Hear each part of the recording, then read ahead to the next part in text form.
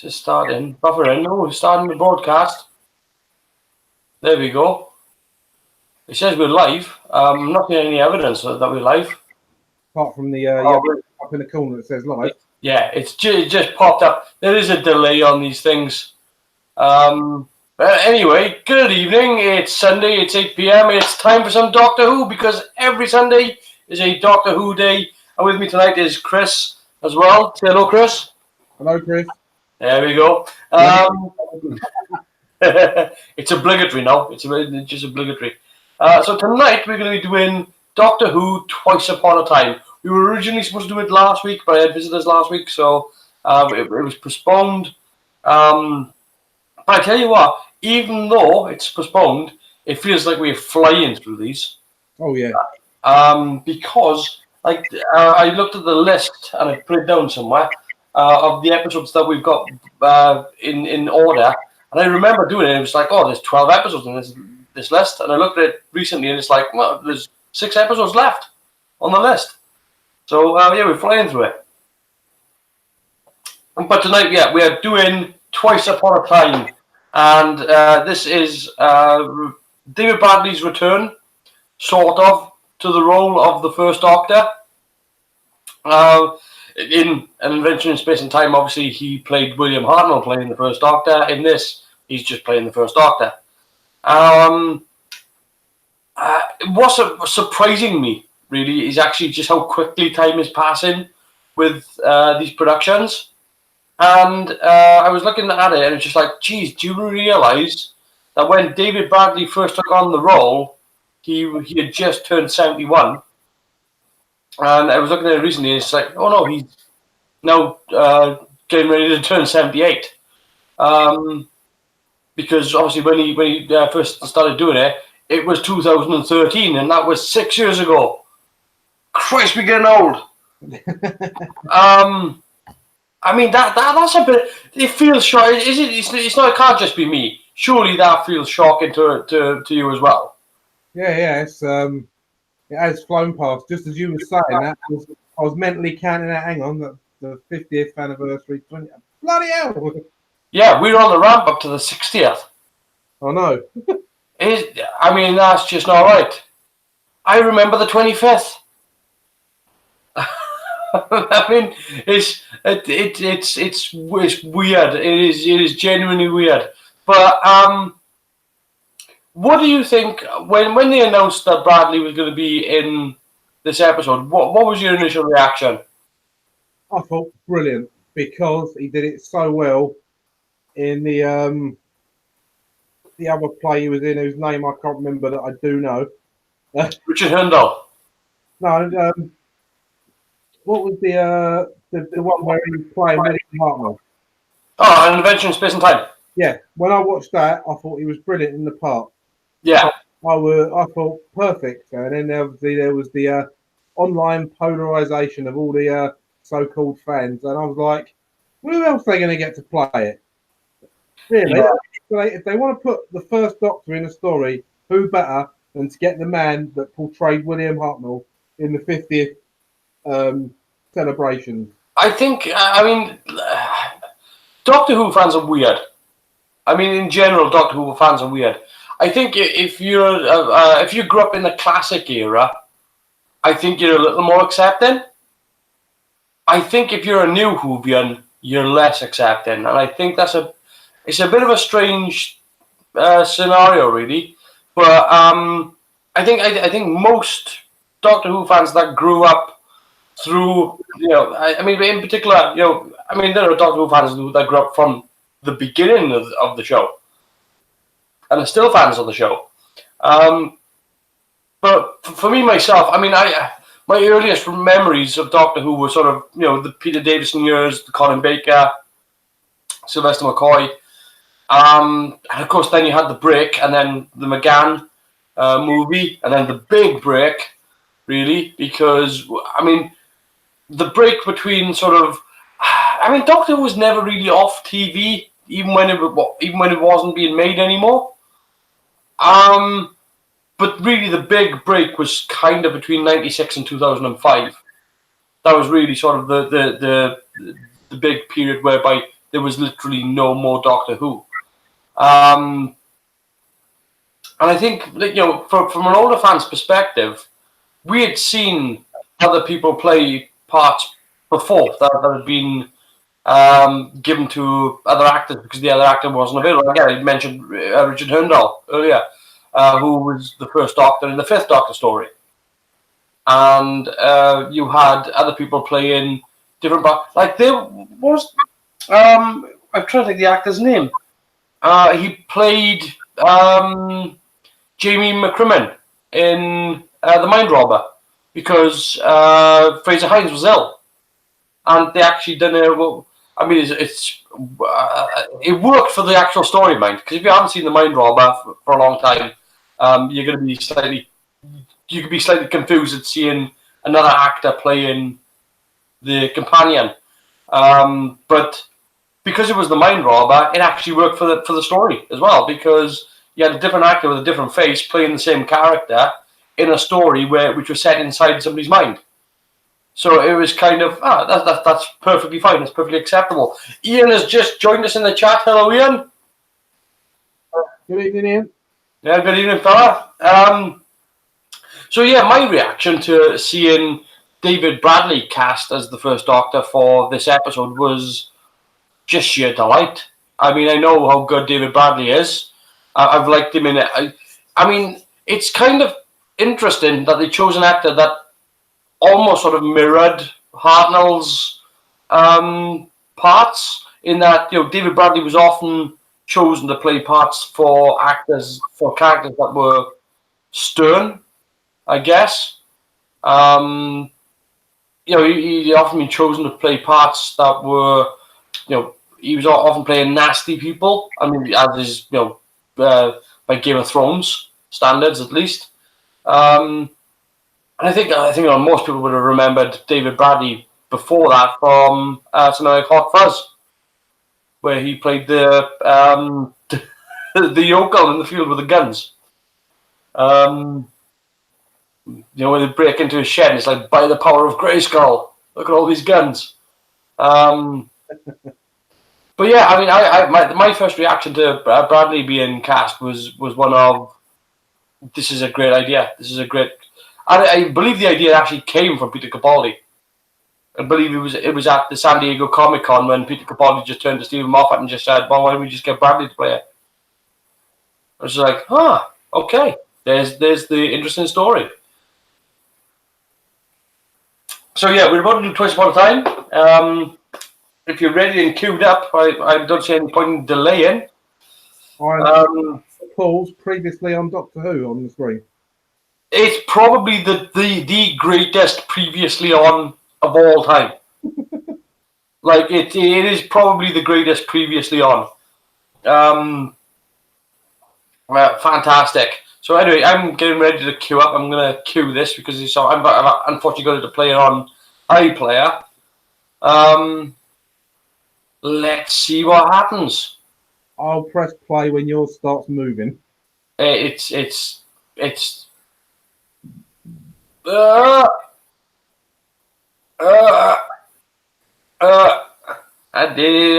frozen. It has completely frozen. Come on, you useless piece of shite. Previously on Doctor Who. Here we go. Yay. There's a TARDIS.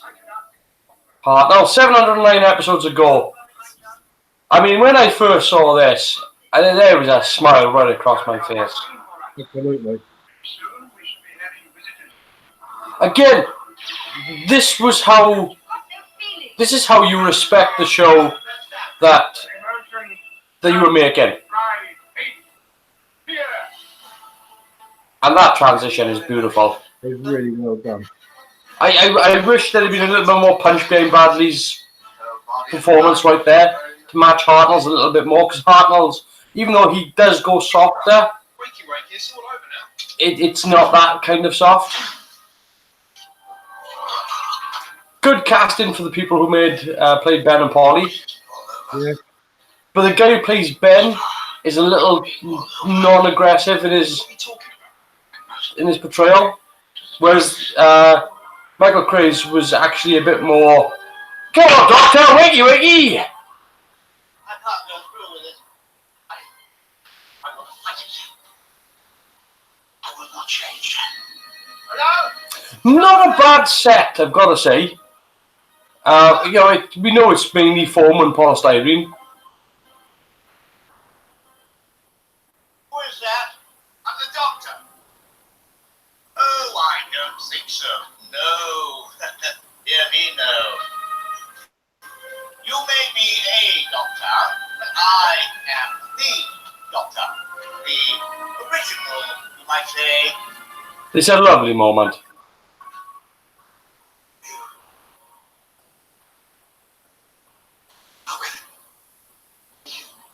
I know you, sir. This is South Pole. Yes, it is. Of course we are.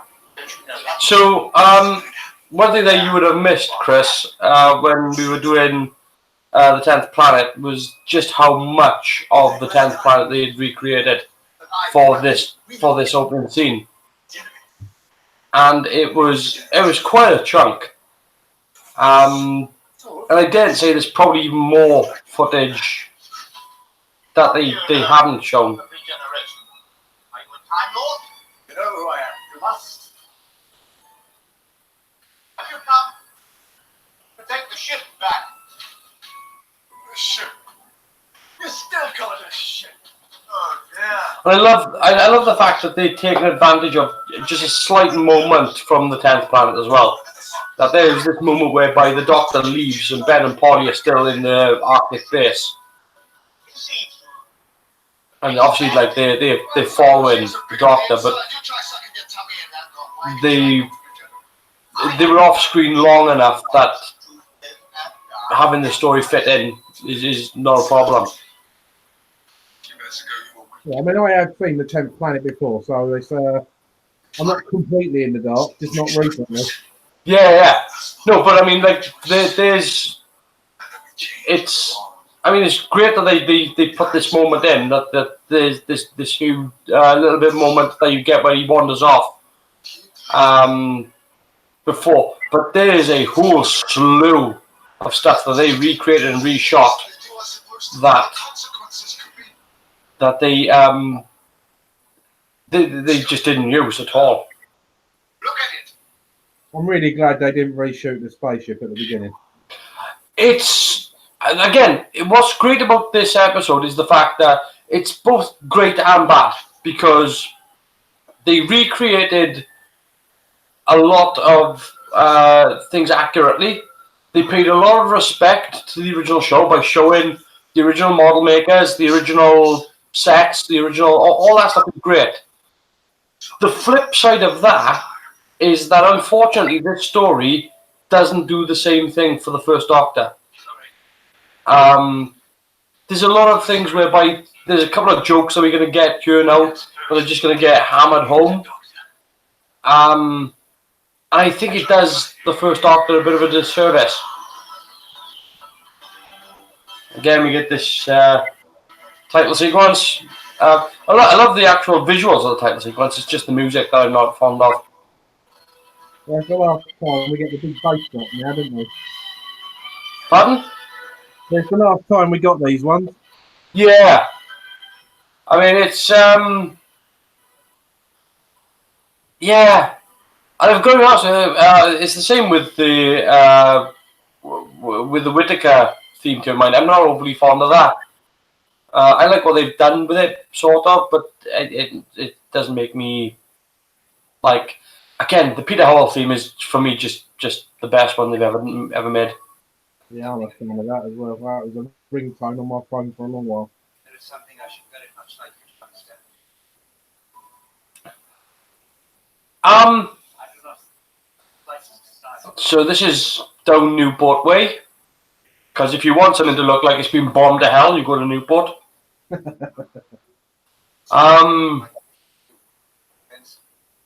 I mean, what was interesting was a lot of people were bandying around with what was going on set, and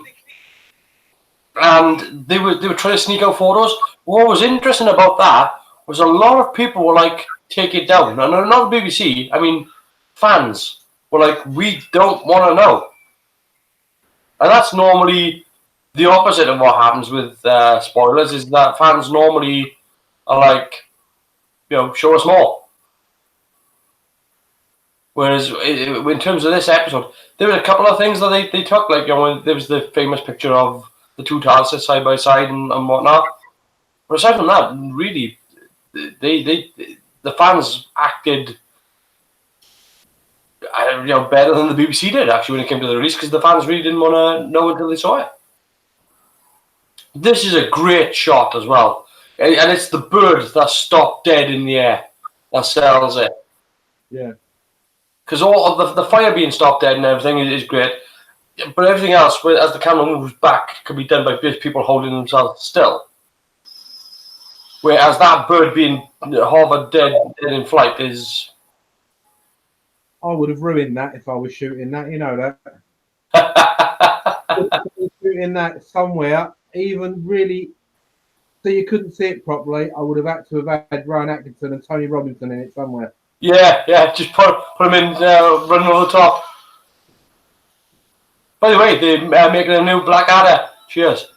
Well, maybe. Apparently, they are. The article I read said that they're going to be doing a Blackadder with him at university as a university lecturer. Yeah, I've read it, but I don't think it's confirmed yet. They've all said they'll do it. Mm-hmm. They've just got to convince Ben Elton to write it with Richard Curtis. Yeah, Curtis on board, so... The new season of Red Dwarf's quite short. But it's still better than Back to Earth.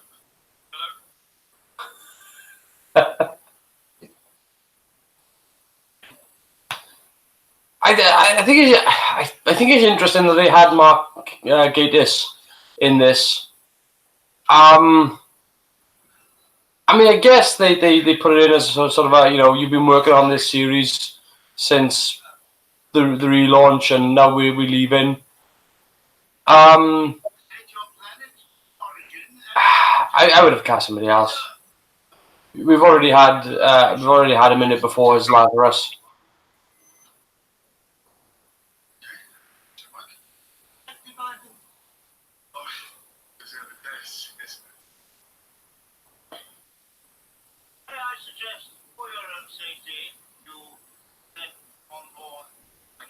No, listen to the way that I need to call him Hartnell then. That Bradley is speaking.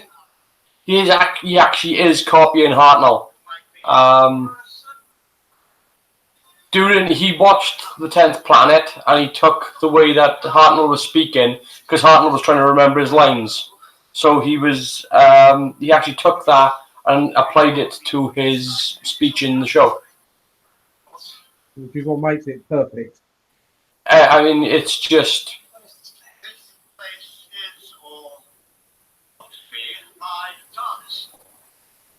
It's just a brilliant performance. I've got issues with that, but that'll come up later.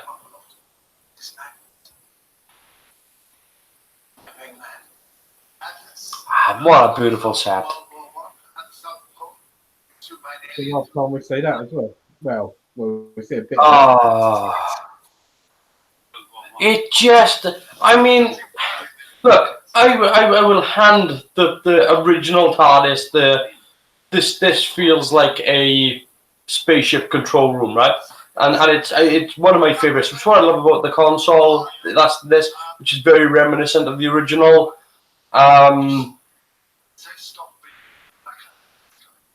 It's just the fact that this feels like a lived-in environment that the Doctor has used it for his research, his experimenting.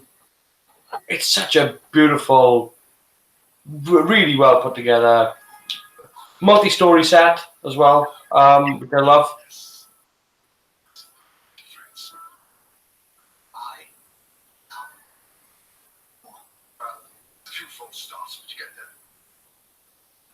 I thought, I assumed that I get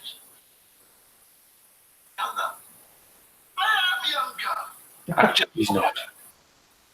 He actually says that line, but actually in the scene where he actually says it, he's actually older than William Hartnell.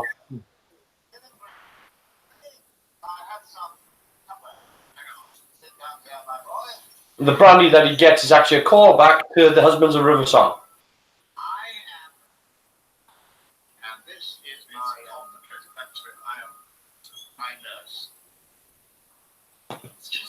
Now, this is supposed to be a callback to the Three Doctors.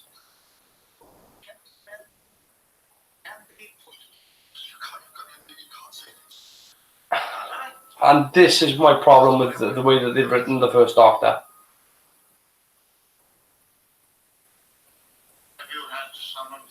We're going to have to cover, obviously, a few more First Doctor episodes, and we're going to get around to it, but it's my problem with this, where the First Doctor is delivering these sorts of lines, is that it kind of feels like, isn't my doctor better than yours? And the answer is no. What's wrong with the lights? It's supposed to be like this. Why? It's atmospheric. Atmospheric? This is the flight deck of the most powerful space-time machine in the known universe. Not a restaurant for the French. That's What is that? Even someone has accidentally left here. Said it. Some sort of card. Was it yours? Yeah, I've been quite recently. Everything here that's been cleaned. But there it is again. I mean, it's. Obviously, Holly isn't around anymore. Why would you write this? Stop saying it. You're going to be saying that a lot this episode, mate. I mean, it actually annoys me. It does annoy me, because again, Doctor Who does such a good job of paying homage to the original by having original footage, by blending the original footage, by recreating original set. It does all that so well, and then it comes to the characterization of the First Doctor, and it's just. I mean, they do a good job of him in parts whereby he's being scientific about it, because the First Doctor was really scientific. But the punch for the attitude, you got to remember as well, is that really, when you're talking about his attitude, usually when he was saying some of the things that he was saying, with you deserve a good smack bottom or something. He was in the original show. If he had said something like that, he was talking about his granddaughter. I mean, it doesn't work in other contexts. You can't just sort of go, oh, we'll apply this to this character as well.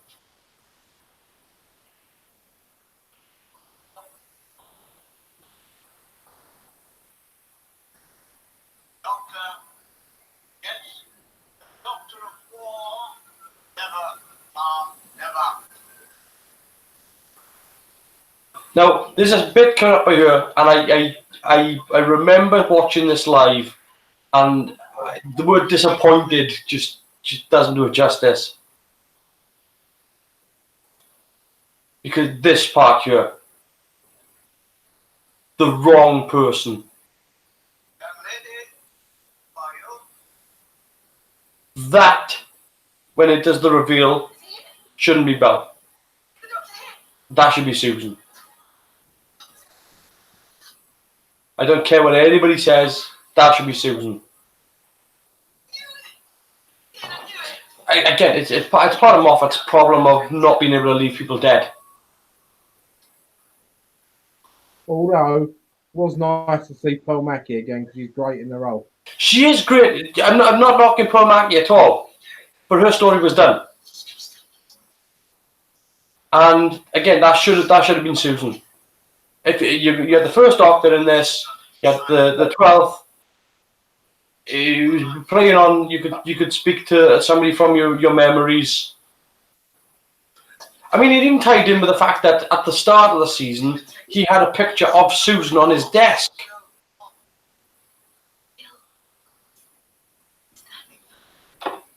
I don't know how I mean, I know Ian's listening to this. I don't know what he thinks, but I mean, that's the way I saw it come in anyway, was the fact that because when he was in the university, that he had a picture of River Song and a picture of Susan.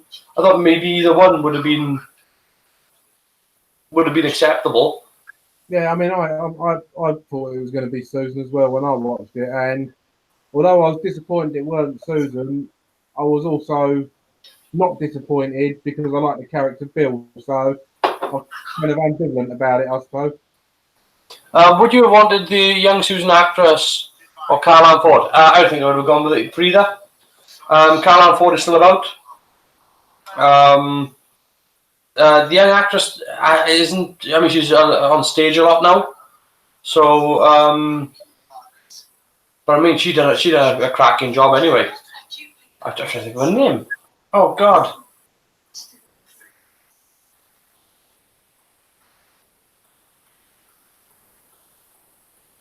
I would look it up, but I don't have my tablet, so I suppose I could, but it might cause problems.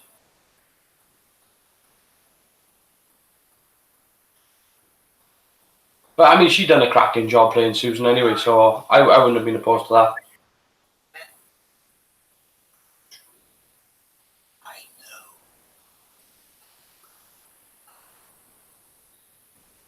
Sunglasses. Sorry.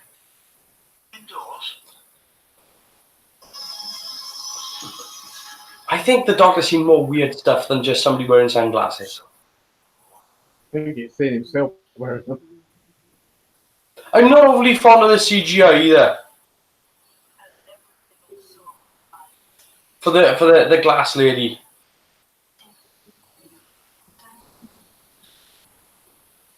I don't know how much time they had to Claudia Grant, thank you very much, yeah.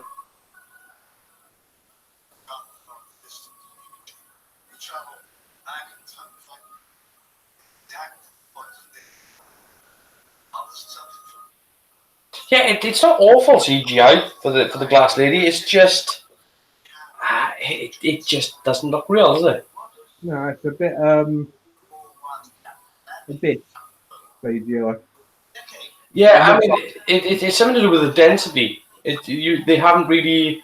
No, I do know from personal experience from working with CGI that calculating reflective indexes in glass does take a hell of a long time, particularly if you're using real render physics.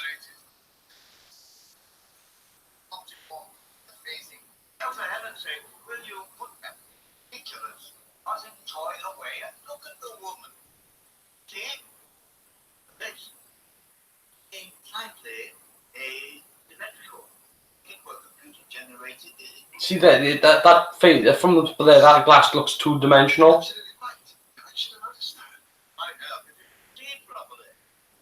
He should have stamped on those. Just put his foot on them. It would have redeemed so much about the character. I'm not quite sure. It seemed to me that this young lady's life offered exchange for my own. As it happens, I think my number got up anyway. With suicidal? Doctor, what's he talking about? So I just want to make it count. Should be happy to take it.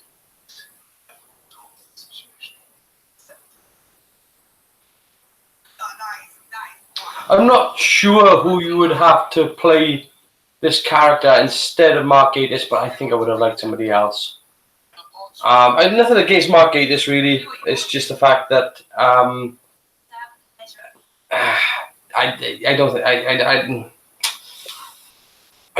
don't really like his portrayal in this. It's okay. It's a bit neutral.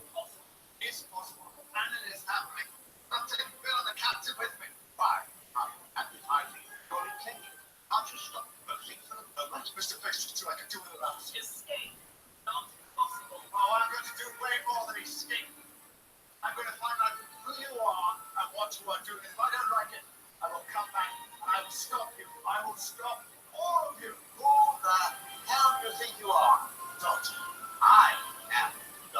Yeah. I think this is the part really. I think where I did like it, where it was pointing out sort of the differences between the first Doctor and the 12th, where in particular since New Who had started, that the Doctor had become a little more of a hero and a little more, not more of a hero, but more pompous. He was on a sort of put himself on a pedestal.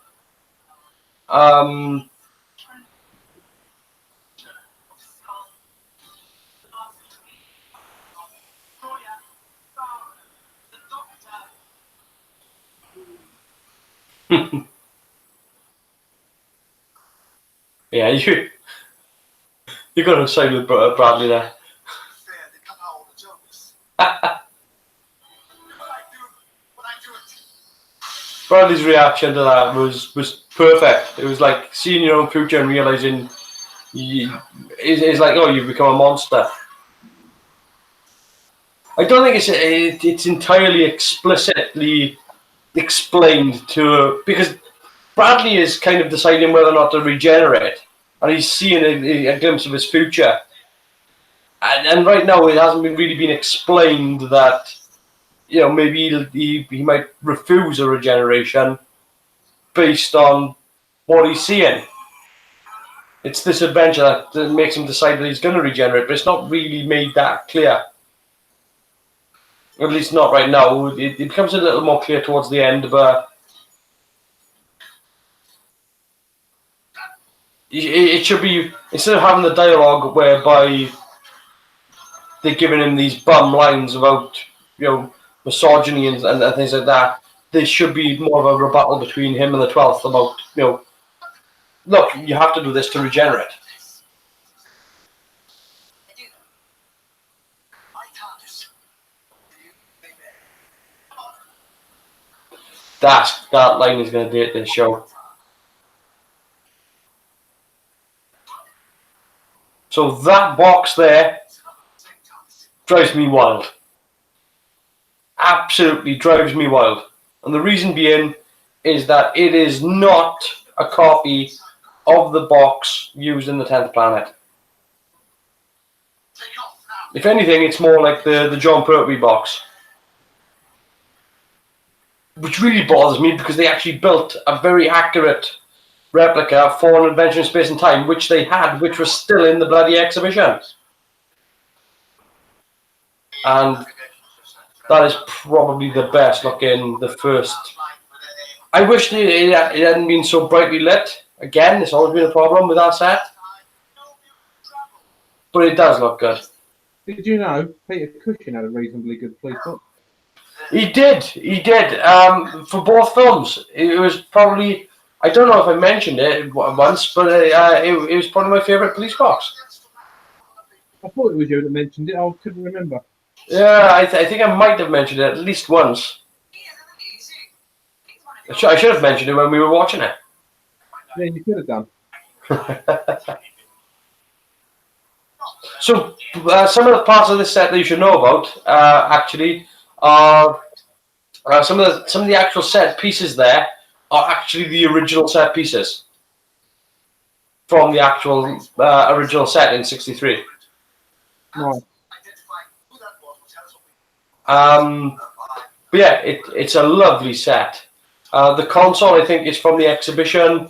The wall behind Bradley there is from the museum set in the 50th, but that's replacing the flat curtain that they had, and I mean that's a massive improvement.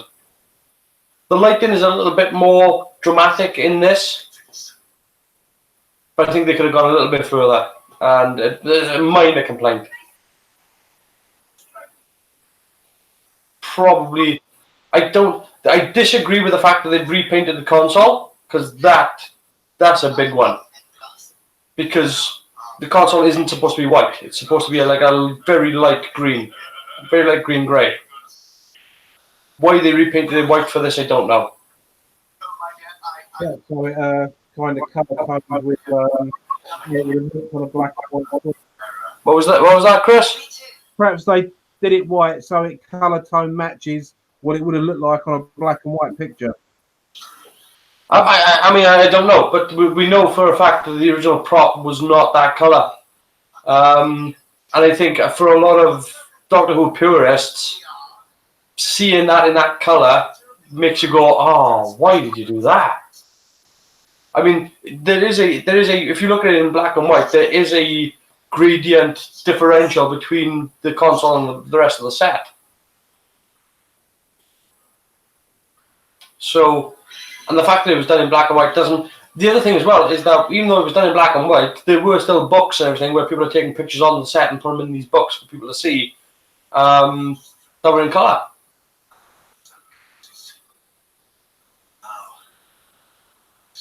I wished when I saw this and they would go into this place, and I remember me sitting here watching this with my son, and even he said the same thing to me, which was, why wasn't that Logopolis?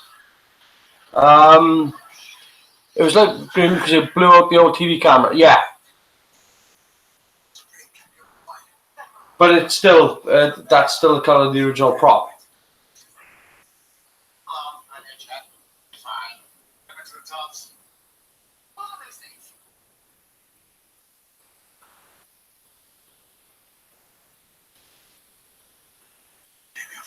Yeah, it was just like, well, why wasn't this going to be, Logopolis?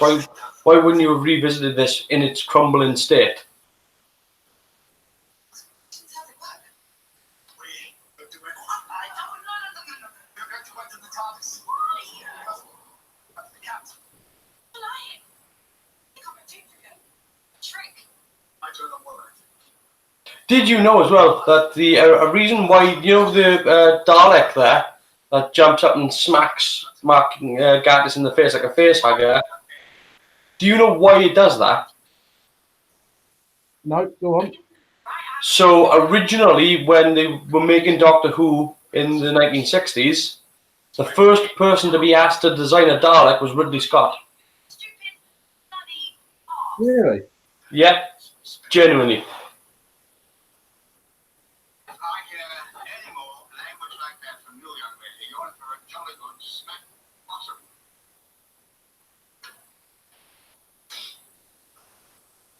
I just. No, I didn't think that line was too bad, but that should have been the only one. Yeah, but it's the same joke being laid on. It's being shocked at advanced themes by comparison to the 60s, which isn't that advanced if you worked at the BBC, to be honest with you. I mean, if you worked in the entertainment industry, nothing about what's being said in here is at all shocking. Perhaps another sip of brandy. That's where it went. Jesus Christ! If you had that brandy in there for what was it, 2,000 years? It's gonna be like rocket fuel. Myself.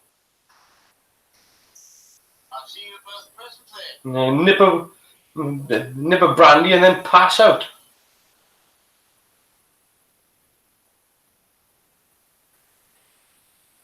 And it just combusts as it gets exposed to air.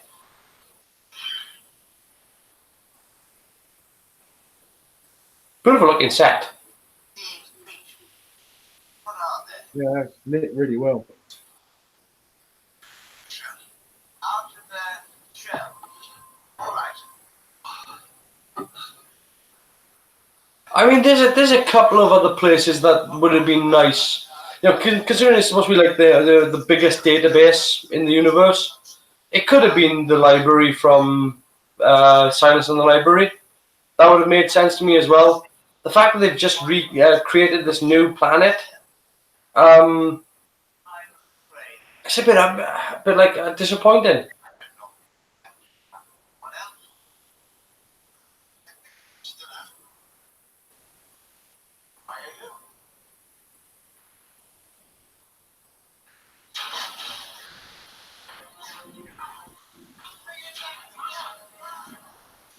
No, here we go. Why you would reference this, I don't know. But yeah, the Dalek that's firing on them is Dusty from Into the Dalek. Why you'd want to remind people that episode exists, I don't know.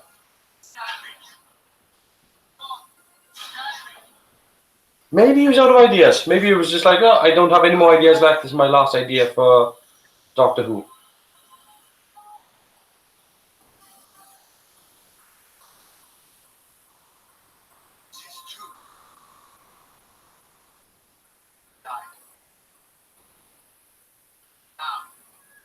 Now, I just want to check something here.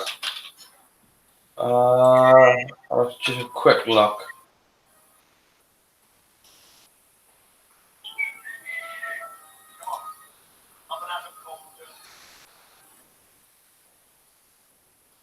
So it was written by Stephen Moffat, and it says, is it Kit Pedler who wrote? Yeah. 10th Planet, yeah.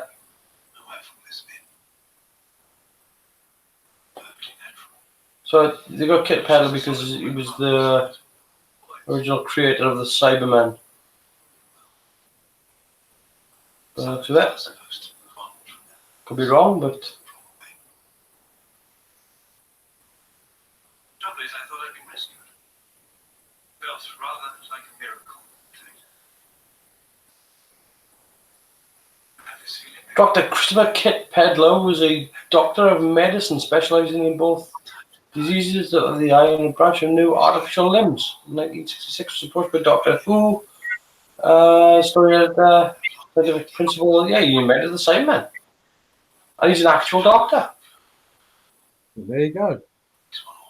It does raise a question as to why, even though this episode was written by Stephen Moffat, why you had Mark Gatiss there and you wouldn't ask him for help writing this. Given how much, like, Mark Gatiss is a proper Doctor Who fan as well, you know? He has done the shows that you can see, like, during, sort of, before he started doing League of Gentlemen, where he's done these Doctor Who skits on BBC Two. And they're available to watch on YouTube. It's just weird that you wouldn't ask somebody who was so familiar with the show to, maybe he was put off by the fact that the guy also wrote Sleep No More. Which that set kind of reminds me of a busted up Castrovalva. Yeah, I mean, again, there's so many, but given that they had said that it was going to be the galaxy's largest database, I think it made sense that you could go to Legopolis, which was already in a state of decay, or you could have gone to the Future Library. You know, there are plenty of other places that they could have gone to. They didn't have to invent a new planet. I totally agree. I was just saying what it reminded me of, I suppose. Yeah. I get it. It's odd that it's the world's most advanced database set billions of years in the future, and it looks like a crumbling, decaying, old Victorian Venetian town. Let's look at check. It was green because white blew the pitch. The pitch skit has the last line censored. What? The pitch skit. Oh, you mean the with Mark Gatiss?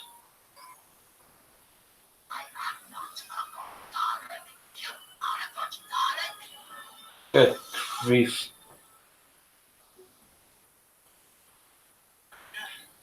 Rusty, you know that I'm dying. You don't want to go off and die someone else when you can't watch it. So there's a nice callback here to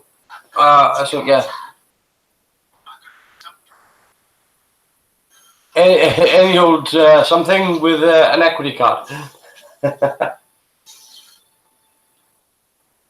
Yeah, there's a nice little nod back to a David Tennant episode. Sure. Given that this was Moffat's last given that this is Moffat's last Doctor Who episode that he's writing, you'd have thought that there'd be something more of his greatest hits here.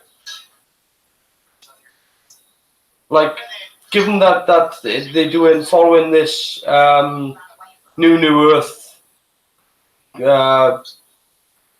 resolve to this, I'm surprised that there wasn't a "Are You My Mummy" sort of reference. A long time. Those days. I got miniaturized. You know, where that it could have been a story about where that ambulance pod actually came from.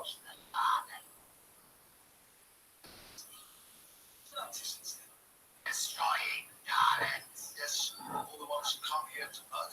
That's us. Why are you here? As a Dalek. I think we're at a point now whereby Nicholas Briggs has become the longest serving Doctor Who actor. Yeah, I think you're right. I think so. I think he's. I think he's done more episodes and worked on more seasons of Doctor Who than anybody else.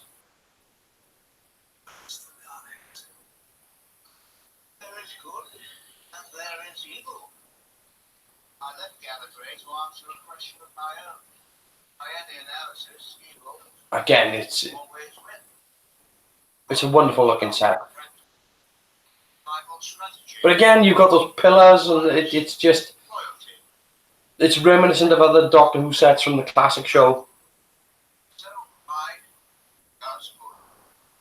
Hey, what keeps the balance between?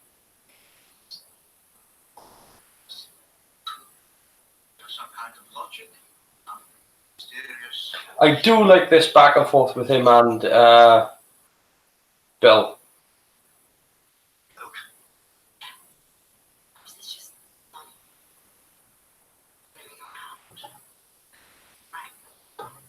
well, that would be a nice story. But the real world is not a fairy tale. Dash around here. Trying to figure out what's holding it all together. You really.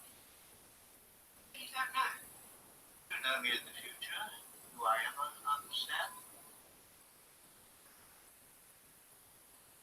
I really don't think you do. I don't think there are many of us. Amazing.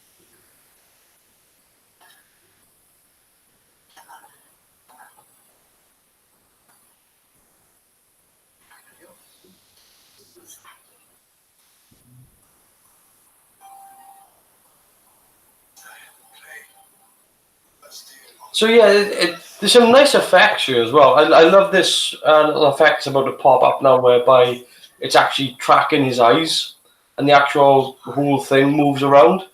It's not often that you see that sort of technology being given a new spin, and it's very it's quite refreshing. I like the fact that the hologram is being projected, but it's flat as well. Watch this now. This pops up here, and it's actually tracking Peter Capaldi's head. It's actually moving. That's not an easy thing to do. Not on the budget they've got, no.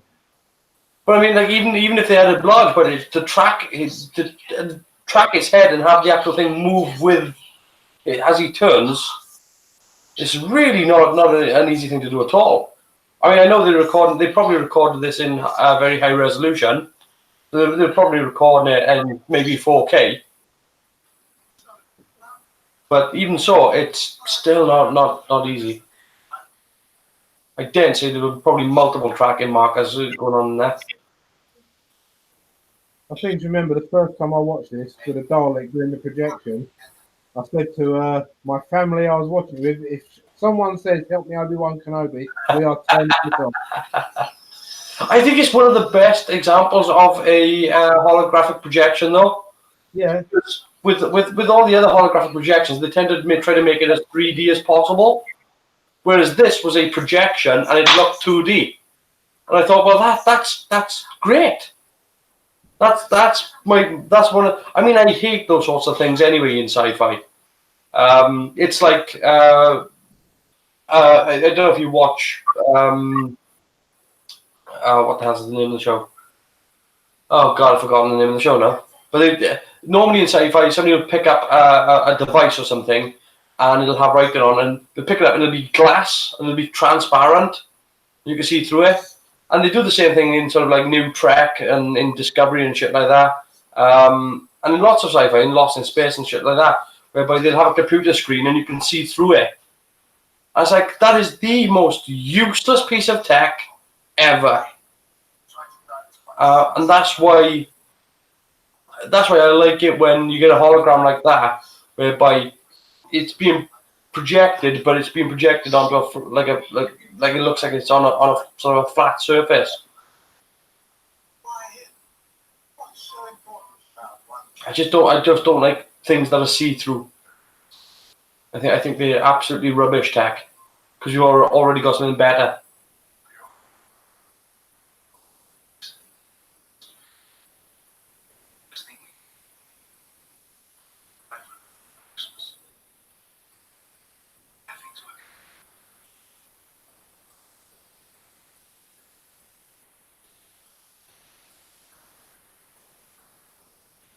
I'm trying to think what the actual.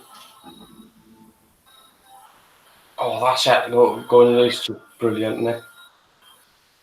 I like the fact that they've added all the roundels and the roundels to it as well. They should have stuck with that set. It's taken that many years to perfect it and get it as good as that.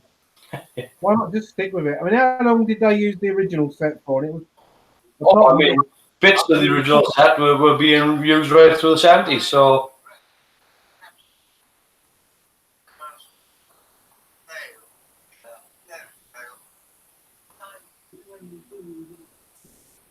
So yeah, you're talking, the Hartnell run and the Troughton run at least, so. And again, the actual box itself, due to retrofitting, got used right way up to the Tom Baker.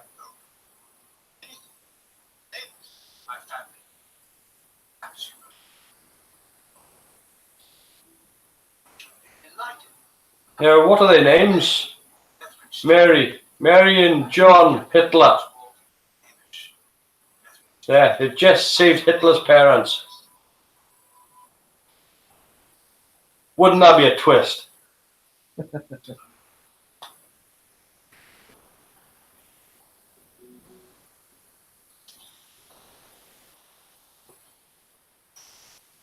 Yeah, I find his story in this a little bit odd. In that he's accepting of death, then he's not. Then he offers himself for suicide, and then he doesn't, and now he is. I'm trying to think what the hell this character's motivations are.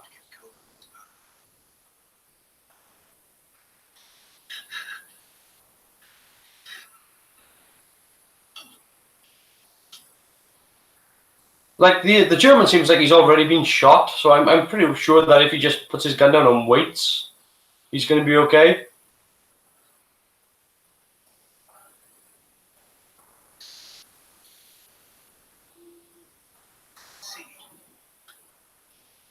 No, it's a cow. It's a cow with wind. What do you imagine it is?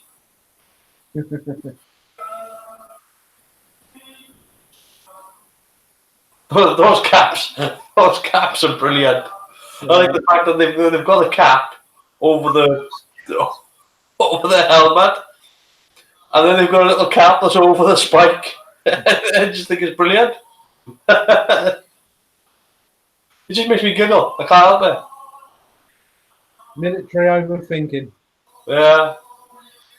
I tell you what, one thing that set me off with this scene is the same sort of thing that set me off with Blackadder. Was that when I was a kid, I went to the Imperial War Museum in London, and in the Imperial War Museum, they actually had a First World War trench built, and the landscape as well, with all the sounds and everything going off, and all the bombs and everything going, and you would go inside the bunkers and things like that. It really it's a very visceral experience to be there and walk through these narrow channels and everything. And I remember it vividly because it was like in a part of the, I don't know if they still got it, but it was in a part of the museum whereby you were kind of surrounded on most sides by this trench, and it was built out of genuine material. So it was, you know, dirt and sandbags and everything. And but every time I see something like this, or like, you know, when I see like Blackadder Goes Forth, it takes me into that moment, and I remember it, and I remember it being. I remember it being actually quite a terrible experience, you know, to be in there. And we were only in there for a couple of hours, so to see this and to see that, and you know, people lived this, must have been terrible.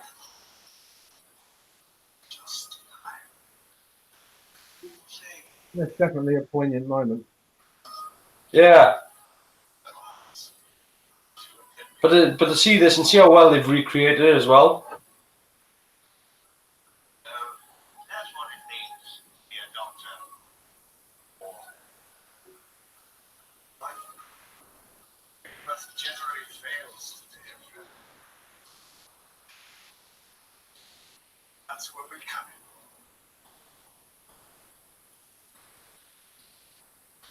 It does surprise you that in the middle of a war somebody brought a football. I bet you the Germans still won the penalty shootout. Let it go.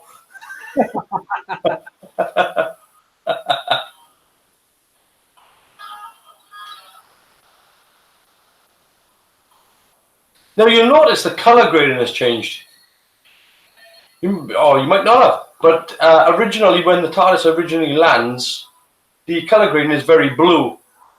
And now that they've decided that they're going to regenerate, it's changed now to a warmer glow. So it's gone from cold to warm. And that's a very interesting decision because that doesn't normally get made. That's normally made in the studio. It's normally made as a, you know, we need to film this at a particular time of day.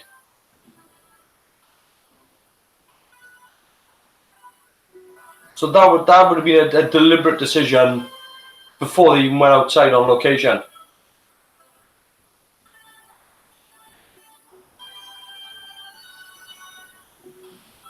Now you can't alter color grading, obviously, but what I mean is that they would have color graded it based on, and they would have shot the film deliberately based on the fact that the shadows fall a particular way.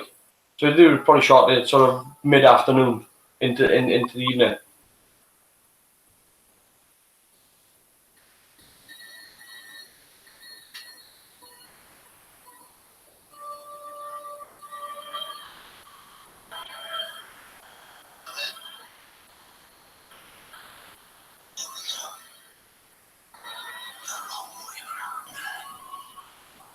So the only difference I would have made to this actual scene here, I mean, this is wonderful, the fact that it shrinks back into the original footage. The only difference I would have made is that I would have had the TARDIS land and have Ben and Polly come through the door. Just so that it ties more into the original.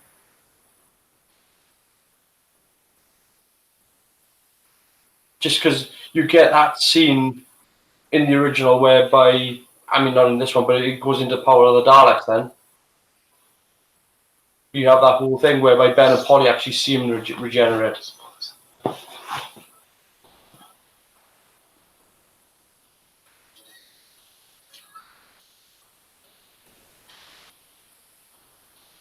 know what the hardest thing about knowing you is?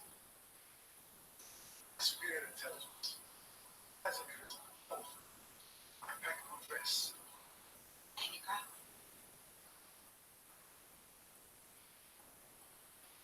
Because the doctor is so hard. I just feel like that's a line from Stephen Moffat there. Letting go of the Doctor is so hard. So I'm her.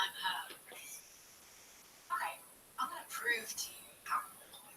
And I'm pretty sure the Doctor's speech is kind of more of a directive given towards future writing staff on Doctor Who. What, even the line about Pez? Yeah, I don't know where that comes from. That's a weird line. I know it comes from an earlier Capaldi episode, I believe.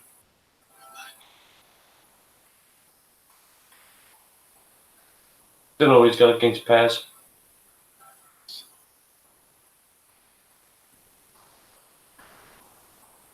Yeah, because quite frankly, that was offensive. What were you thinking? Where is he? He already died. Tries to think that your day could get any worse, but you are. Both of you. No, I'm not sure how that was filmed. I'm guessing they did a callback to Jenna Coleman and probably just done a green screen. Yeah, probably. I think that was just an insert shot. The Pairs line is from New Adventures by Human Nature Writer. I see.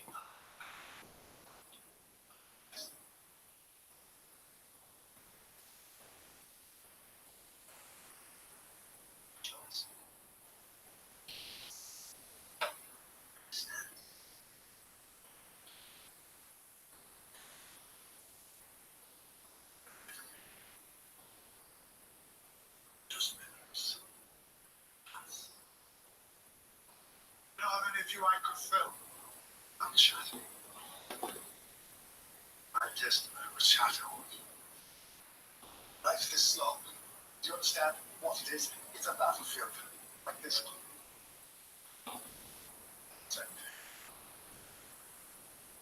I'm not sure what the intent here is with him talking to the testimony. Both.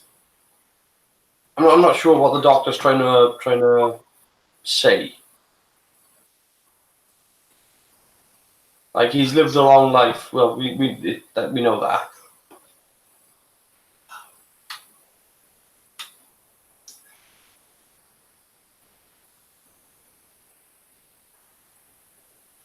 But there's still no real convincing him that, you know, the universe needs the Doctor and he needs to regenerate.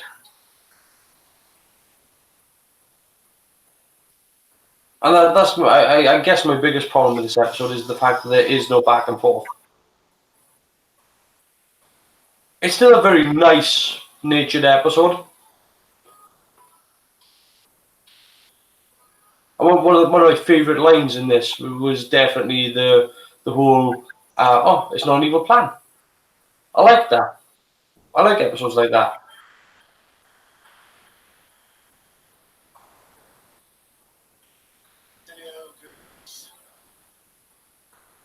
I said that what it needs said.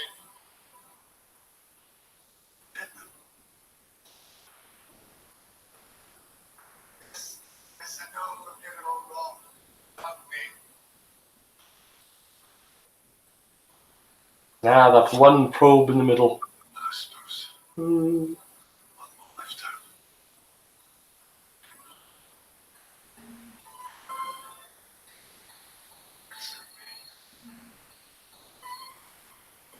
The other thing I think about this as well was when I saw this. You know how they subtly change the regeneration effect. Yeah. In this one, when he regenerates, it actually looks like proton streams. Like the Ghostbusters proton pack. Like all the others seem to be like this explosion of energy that just happens to be, directed because he's wearing sleeves or something. If he was naked, it'd probably just be this sort of eruption outwards.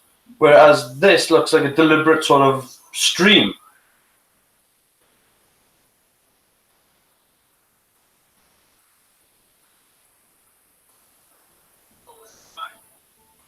Nice.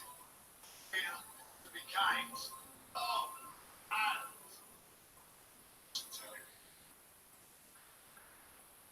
This is a weird line.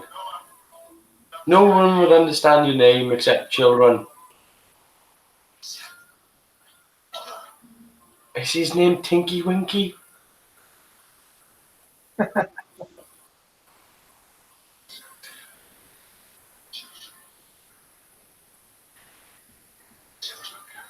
It's a weird, weird line.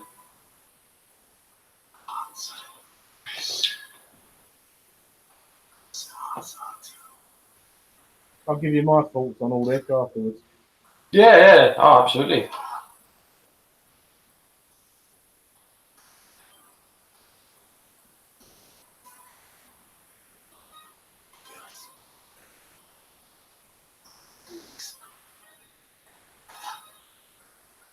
So yeah, it's worth noting as well that when they did this episode, do you know the actress that played Polly in the original Doctor Who? Yeah. She was actually on set. All right. Yeah. There's even a photo of her with Peter Capaldi.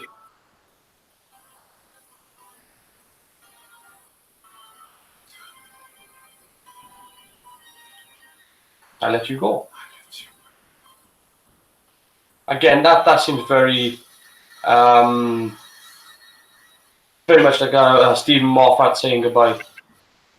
Yeah, those just seem like proton strings to me. It's a bit too. If that had been Ian McDermott playing it, it would have looked. And there's Jodie. Right. I stick by it. I don't mind Jodie at all. No, I don't. It's what's written around her. Yeah. It's still the worst thing is that people that are working on this worked on this and are now working on the new one. And they went, do you know what's better than this set? This set.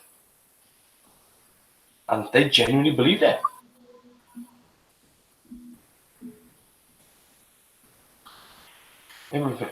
It went from Ed Thomas, Colin Richmond to Arwell Jones and oh god.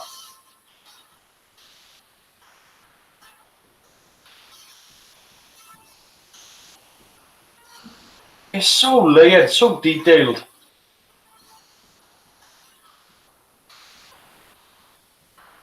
It's sad when the set is what I miss more than I miss the set more than the actor. The actor was just getting going with the role.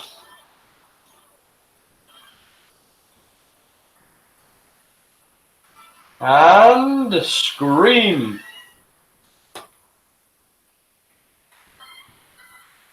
There you go. There's Twice Upon a Time. I'm about to exit iPlayer, am I? Cool. So yeah, Twice Upon a Time. Also as well, it's worth noting as well that the director that directed that episode actually didn't know who was going to be the next Doctor. They actually filmed the regeneration after the BBC had announced who was going to be the next Doctor. So I'm pretty sure they probably filmed up until the bit where Peter Capaldi does his speech, and then brought Peter Capaldi back just to do the actual regeneration and step into Jodie. But that was done at a later date. So, yeah, Twice Upon a Time. I do like the episode, but I like the episode makes me feel conflicted based on the fact that I really feel nostalgic for the first Doctor. At the same time, it kind of kicks him in the nuts. There's no real bad guy to the story, so the opportunity to have this back and forth between the first and the 12th to decide whether or not to regenerate is kind of lost. There's opportunities that they could have taken, which they didn't. Again, they could have mentioned or gone back to previous planets, famous planets from Doctor Who's past, which they just haven't done as far as I can The only planet I think they've gone back to is Skaro. But as for other planets from Classic Who, I don't think they've gone back to anything like that. It's a bit of a weird episode for me. I want to give it a sort of like, oh yeah, this is a glowing thing, but it's just a bit like there's a lot of positives and there's a lot of negatives, and I'm just trying to sort of navigate my way through it and just try to take the positives, but the negatives are just stick out like a sore thumb.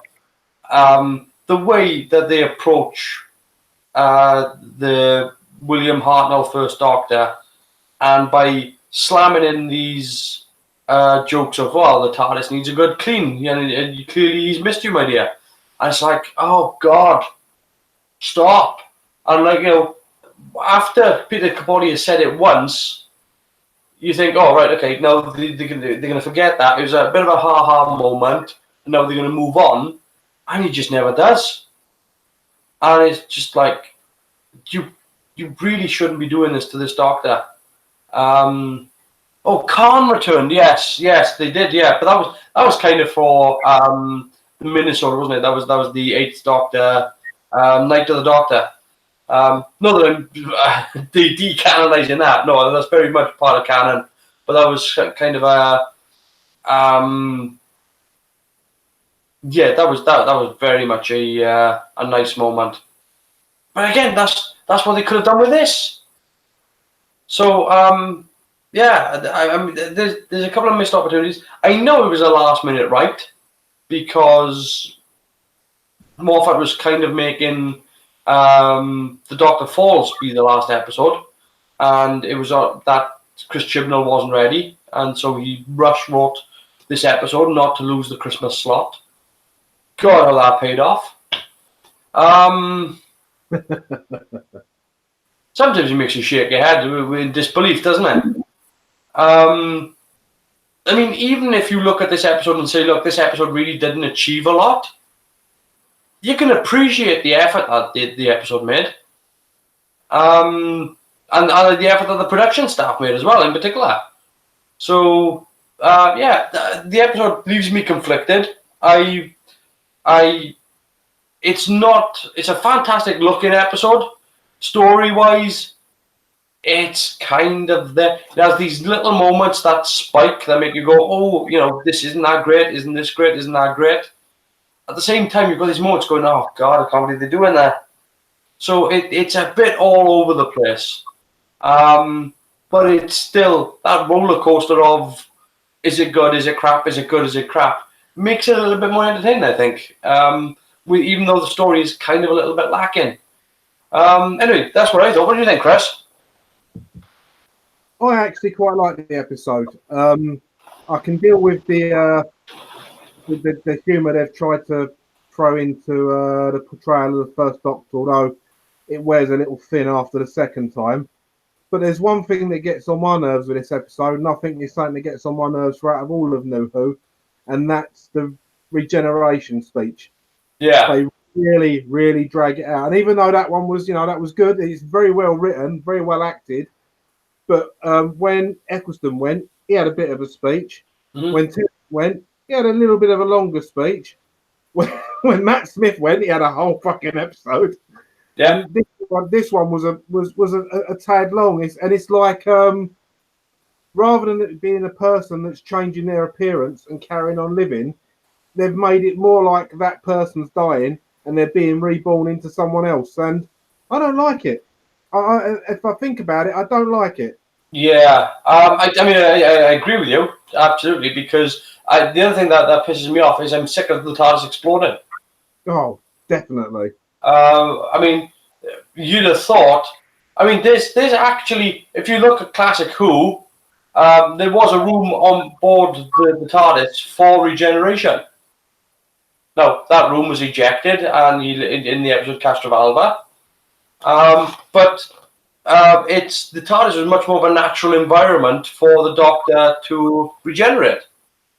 Well, you would have thought one of the most powerful regenerations would have been the one from 5th into 6th with a poison at the end of Androzani. Yeah. Now, he had an explosive with all the big graphic effects of the time going on, and Perry was sat on the floor next to him. Now, why weren't her face burnt off? When clearly the front of her top was burnt off. But Yeah. I mean, like, genuinely, it seems to me that the regenerations have been getting more and more powerful. yeah, And it's kind of like the older he's getting, the more regeneration energy is built up, and the more he has to release. So it's I mean, particularly with the 11th kind of like devastated the surface of a planet. You know, there was an actual shockwave. You know, which is kind of odd, because if you look at when Capaldi shoots that Time Lord and they regenerate, it's not like that. You know, they regenerate, but there's no like big massive boom. no, they regenerate more like the classic series regenerated. Yeah. So I'm because when they did the whole after the Matt Smith regeneration, where he sort of resets and then he goes back to the TARDIS and he's still Matt Smith. I liked the fact that he just sort of popped and he was just like, oh, okay, he's gone from Matt Smith and now he's Peter Capaldi, like he's on a head turn. I liked that. I thought that was Right. But the whole previous bit where he just explodes, I thought that was like, oh, okay, so they're doing it this way because he's just been given a new regeneration cycle. But no, it's still, we've got to destroy the TARDIS because new series showrunners coming in and they're going to want their own thing. And I mean, I remember I've still got a time lapse of that video of that set being taken down. And to me, it was like, it upset me when I saw the new one to see what it had gone from to what essentially looked like a brass cave. I mean, there's lots I like about Twice Upon a Time, but I think the episode could have done with being an extra 10 minutes, 15 minutes longer. It could have done with, again, more back and forth, more actually talking about regeneration and about the implications of what happens if the 12th talking to the first one about implications about what happens if you don't regenerate and why you need to. And the first one talking to the 12th and saying, look, this talk about why you aren't regenerating. I mean, both of them are resisting, so why not have that conversation between the two of them and come to some sort of, particularly at the end, because really nothing gets to be resolved through the conversation, and not even through the adventure either. I mean, all the First Doctor finds out is, well, I don't really know, really. He realizes that the Doctor becomes the Doctor of War, and he saves somebody's life. He uses his intelligence to save somebody's life, which is something that I guess the First Doctor had already done. I really don't have that much to say about what the First Doctor really took from the plot. A fun argument is that the Doctor didn't pay attention at school and is rubbish at regenerating, unlike Romana. He's done it enough. He's done it at least 12 times. And he's done it. He's done it. Yeah, he's done it other ways. So I don't think that really holds much water. It's odd that they've chosen that sort of effect. I mean, when we could go into sort of like we watched The Woman Who Fell to Earth, which still has the nice sort of callback to the breath, which was obviously from what was it, Christmas Invasion, from the release of energy after taking a big sort of shock to the system. They're still constantly releasing regeneration energy. But I mean, look, the weirdest regeneration is still, Tom Baker and the Watcher. I still have it. I still try to figure that out. I'm still not entirely sure what the hell happens. Don't even bother trying. Just accept it for what it is, mate. I mean, there's lots of given how, and again, the other thing that gets on my tits with that sort of regeneration as well is that in the episode itself, it shows the regeneration from Hartnell into Troughton. I mean, it automatically shows you, and I kind of like that. I like the way that the Hartnell Troughton regeneration is handled, where it just sort of, there's a lot of light being released from the body, and it just whites out, and then when it fades back in, he's somebody else. And you're right. The speech is getting ridiculous now. It's, I mean, well, it's. I think I understand why the Tennant regeneration took so long. I get that. I totally get that. It was radiation poisoning. It was a slow sickness to death, and it was Russell T Davies saying goodbye, and it was giving a moment of goodbye to all the fans. But yeah, you're right. There was a point whereby it shouldn't feel like this person's dying. It should just feel like this person needs to heal, and regeneration is a way to heal, to suppress death. So yeah, you're right. It's kind of annoying that it does feel more like these people are dying now, and it shouldn't feel that way. I've never actually looked at Doctor Who like that before, whereby it seems, because to me it's all the same person. And again, the only way to heal is to replace every cell in the body, and therefore you end up with a new body and a new personality, but it's still the same person, still the same memories, still the same sort of basic thought processes. So yeah, it is kind of weird, and I agree with you. I would peel that back. I don't know how you would. I'm trying to think. What is the best end? Because I've got to be honest. I really did like, after viewing 10th Planet again, I really did like Hartnell's out. I mean, when he missed the 3rd episode because of illness, then he comes back into the 4th episode, and it's like, it's not over. It's far from over, and then he goes off, and it's a really, first of all, it's a great episode for the Cybermen. I mean, a fantastic episode for the Cybermen. It's got a bit more thought-provoking idea behind it. It's not just a we want to take over the world kind of episode.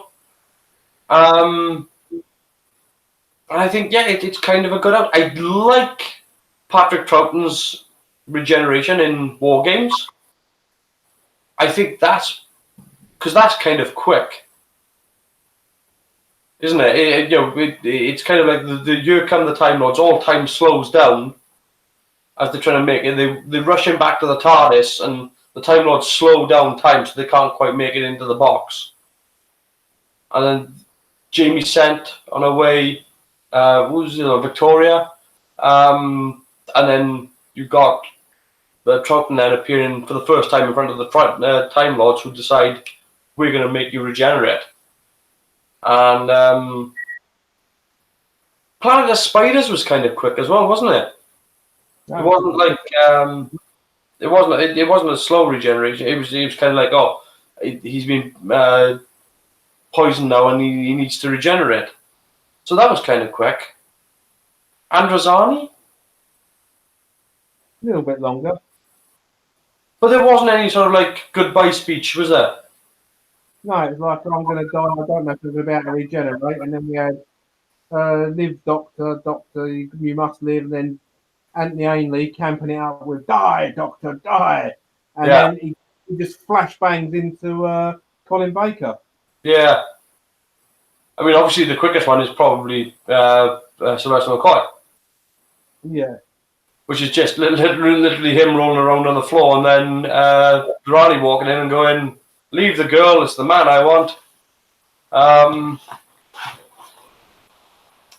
But you get a bit more energy in that one, I think. But that was due to the fact that they didn't have Colin Baker, and rightfully so, because I would have told him to kiss my ass and all. I don't think anybody. I think if you were watching the show, you'd be like, "Well, why didn't Colin Baker do this?"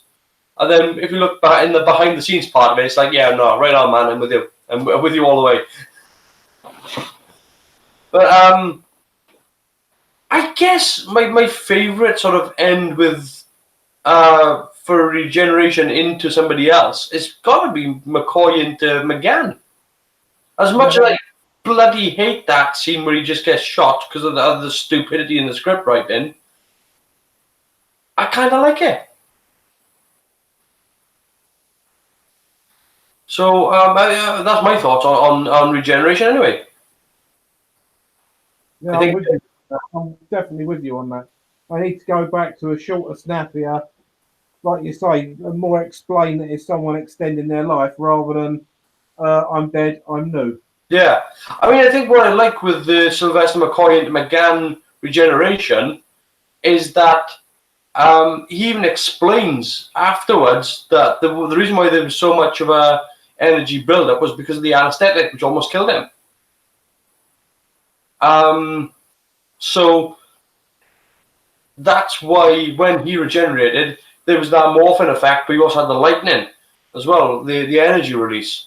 But even then, it was quite a quick regeneration. It wasn't there wasn't much in the way of speech.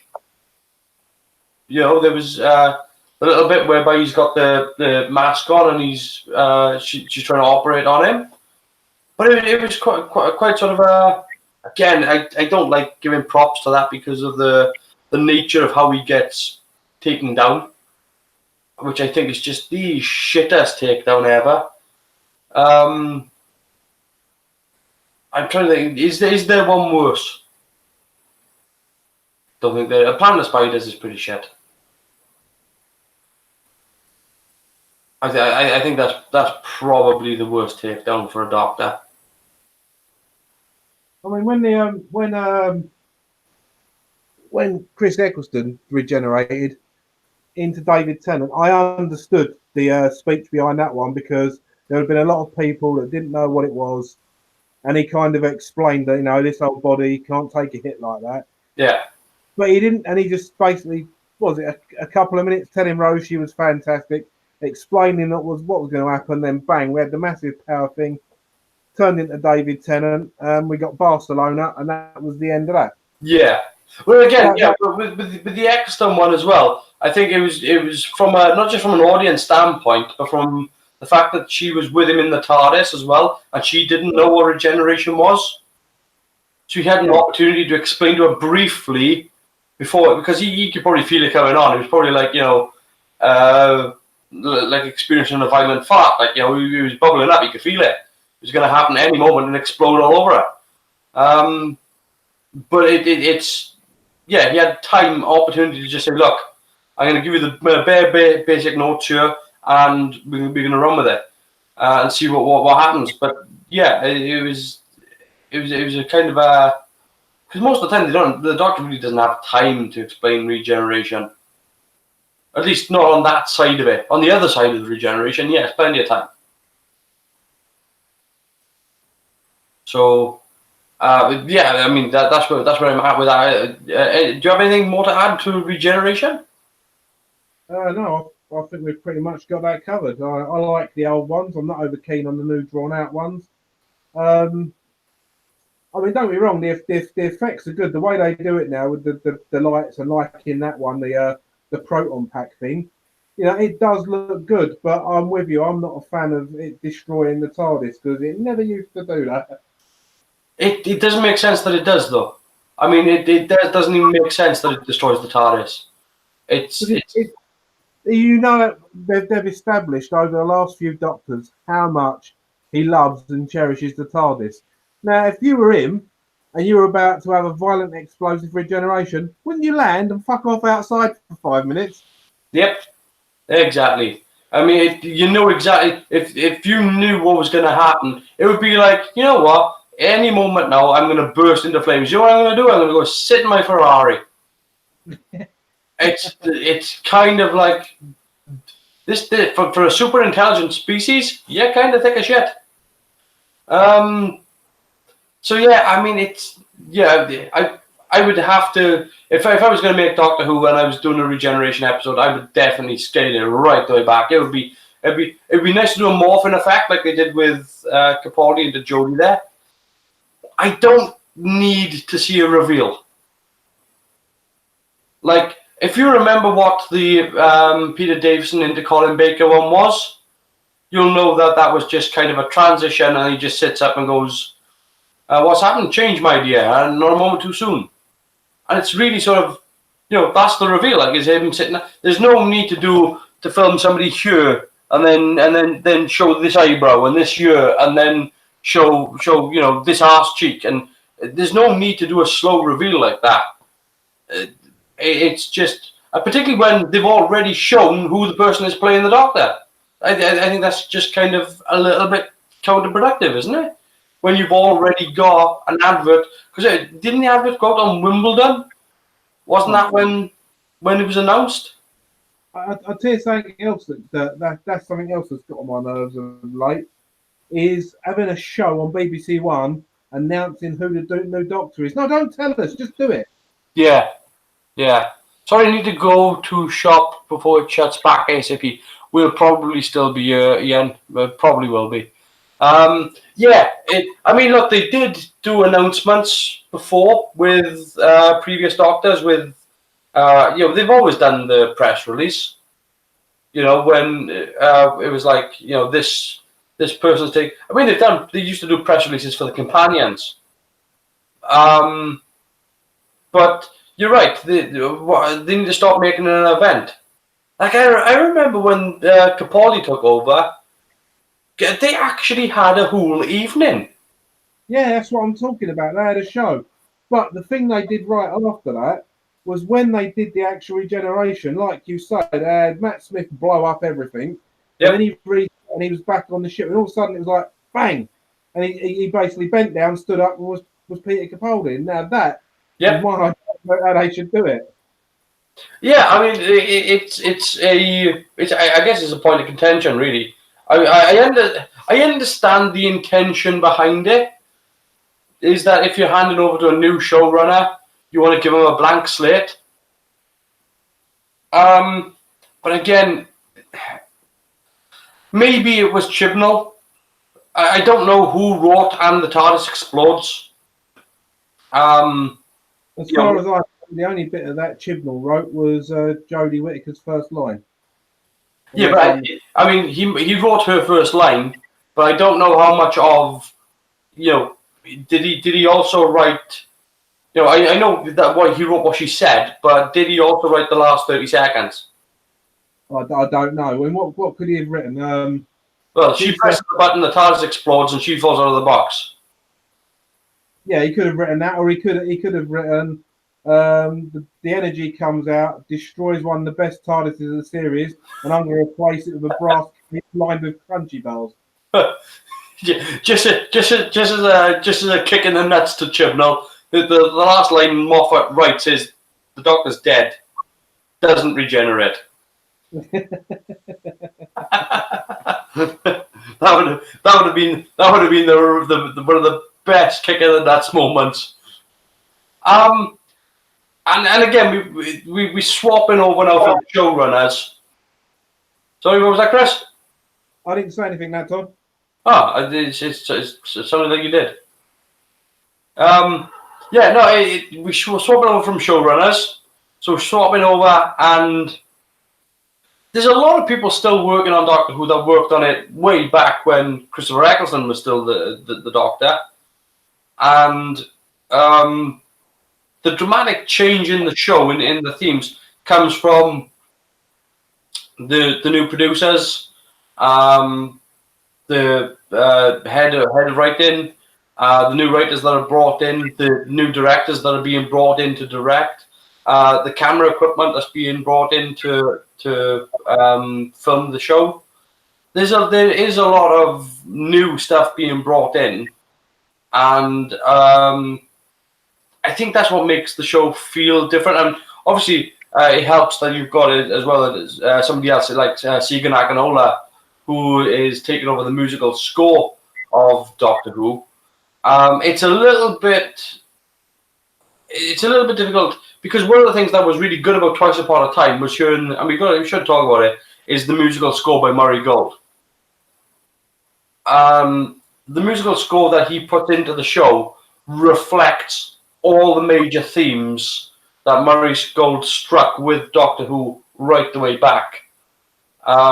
Even back to the point whereby we get the very first score of the Doctor standing inside the TARDIS, and that's present in the actual. It's in the actual bit where Jodie is standing there, which is a really nice touch.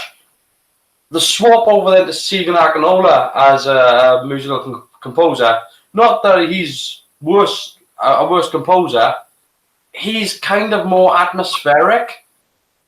And again, it's not that he does anything bad or wrong compared to Murray Gold. It's just different. I think Murray Gold is very much more of a.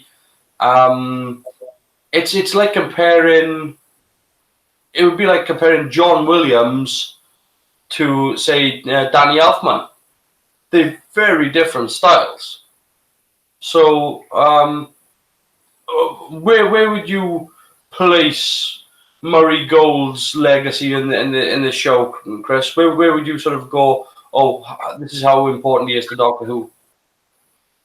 He's done a lot of good stuff over the time he's been in there. There's been a few times where it's been too loud, but I don't put that down to Murray Gold. I put that down to whoever's mixing the sound on it. Yeah, that's the mix. Yeah. I think he's one of the best. I mean, obviously his stuff's more contemporary. You know, you haven't got the old synthesized sort of like dun dun dun bits that you used to have in the old series. Mm-hmm. But I think he was a revelation in the part. Really, I've got no qualms at all.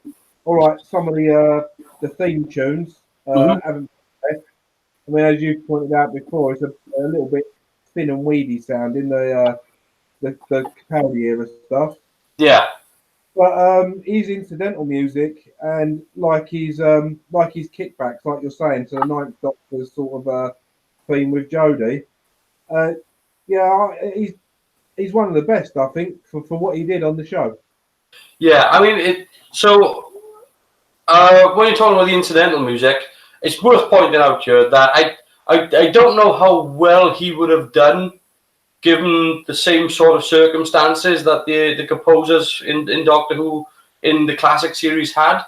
But again, we were looking back at the 10th Planet recently, and one of the good things about doing it the way we did it, which was to do 10th Planet, World Enough and Time, The Doctor Falls, and Twice Upon a Time, was that we got a bookend the first Doctor and have the Mondasian Sidemen in there as well. What was really good about the 10th Planet was the musical score was really, really good. And you can kind of see how I don't want to trash the other musical scores that were put into Doctor Who, but you can kind of see whereby with Murray Gold, it was probably a blessing for him because when they were started making Doctor Who, he was literally across the road from BBC Wales Studios. He'd walk across the road to the BBC Orchestra of Wales Studios and got to work with those people. So he had a full, 32-piece orchestra and plus 32-piece, I should say, that he could work with. Whereas people who were working on Doctor Who in the Sylvester McCoy era and the Colin Baker just didn't have it. It was them in a room with a synthesizer, and that's about it. So, and again, that's no real fault of of the composers. But again, you can look back at the earlier stuff, and the earlier stuff lacks this sort of it lacks the what's the word I'm looking for? The sort of sci-fi music that plagued sort of the 70s and the 80s. Whereas, and you know the sort of music I'm on about, that incidental sort of dramatic music that it tries to strike with playing a weird noise. Yeah, I think Bill Bailey managed to highlight that quite well on one of his shows. Oh, quite possibly, yeah. I mean, I know what you're saying. I can actually see that be the thing. But yeah, how well Murray Gold handled it. Would he have done as well? I think he would have done pretty well with being his own, with his own synthesizer.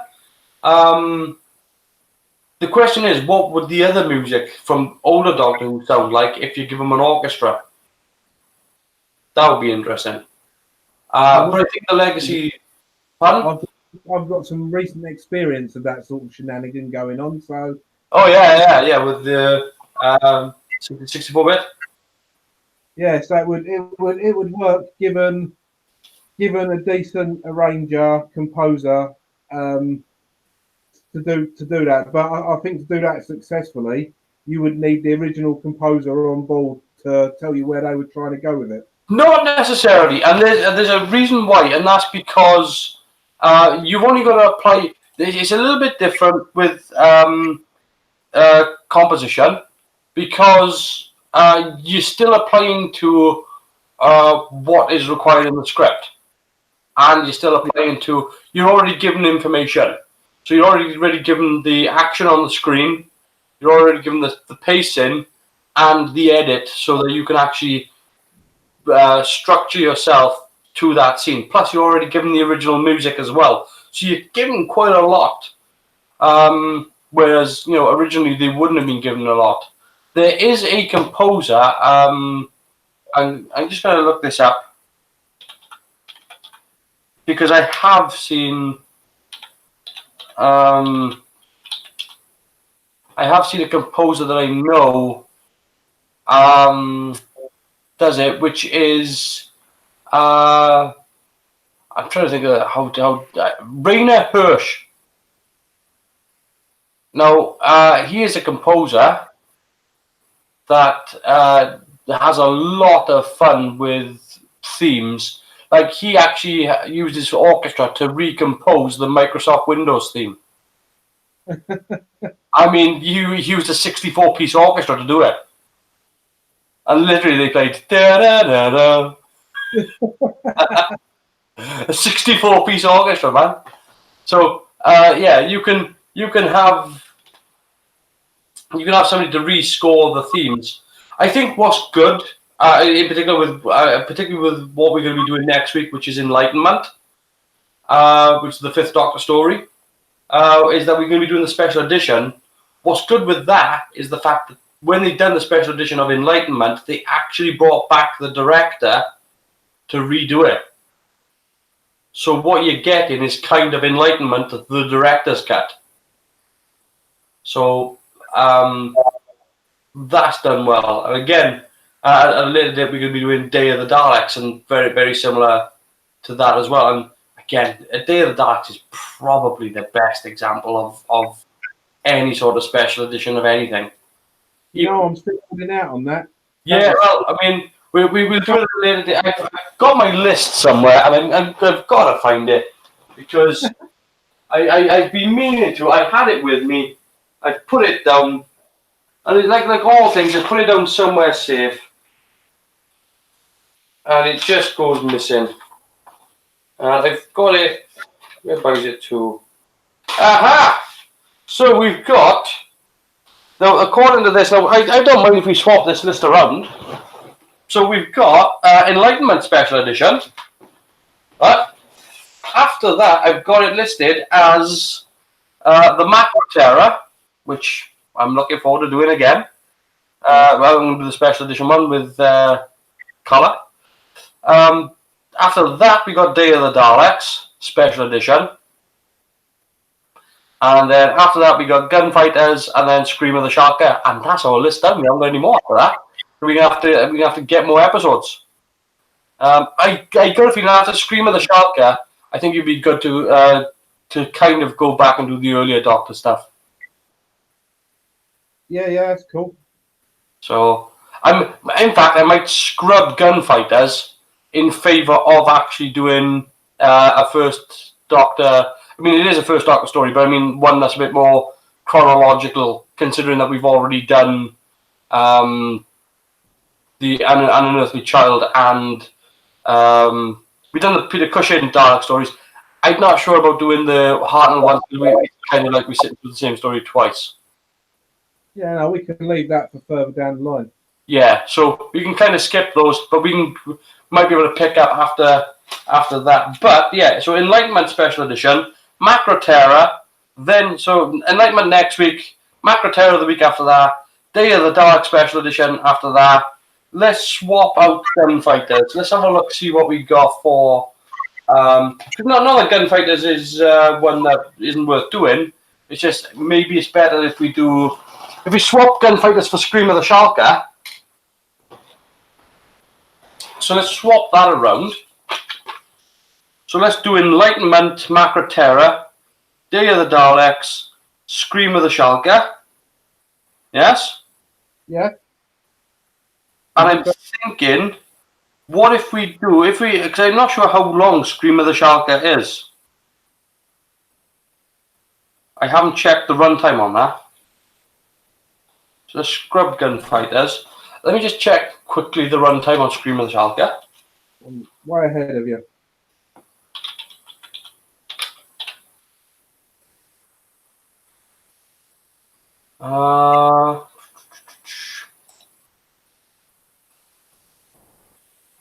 Hell. Written by 6 episodes, 15 minutes each. So that makes it what? 1, 2, 3, 4, 5 hour and a half long. Yeah. That's, do you know what? That's not bad. I was going to suggest putting something else in, but I don't think so. So we'll just Scream of the Sharker there. I'll scrub Gunfighters, and let's look at. One of the reasons I originally said we should do Scream of the Sharker is not just because it's a different Doctor and it's a nice off-canon sort of story, is because of who plays the Master in it as well. Mm-hmm. And do you know who that is? It's not me. No, it's not you. It's Derek Jacobi. Aha, yeah. Nice touch. So yeah, Ian is back. So welcome back, Ian. Let me just have a quick look through. What am I doing? Doctor Who episode guide. Just quickly, 1963 to 1989. Yeah, just quickly, just glance through. So, as part of the first Doctor episodes, the ones that, if we look at season 1, the Unearthly Child, the Daleks, which again we've kind of covered with the Peter Cushing one. Edge of Destruction is only 2 episodes. That's worth doing. We can't do Marco Polo because it doesn't exist anymore. So, Enlightenment, Macro Terror, Day of the Daleks, Scream of the Sharker, Edge of Destruction. would we put Scream of Edge of Destruction? No, we're just going to have a short night, that one. I mean, it's 2 episodes, so it covers sort of 45 minutes. We could do more. I tell you what we could do. We could do Edge of Destruction and maybe Dreamland or Infinite Quest. Oh yeah. I don't see why not. I think Infinite Quest is. Let me just have a quick look. Like 45 minutes as well, I believe. Because it's been a while since I've seen. It's been a while since I've seen any of them, really, to be honest. Though. Infinite Quest is 45 minutes. So yeah, we'll do Edge of Destruction and Infinite Quest.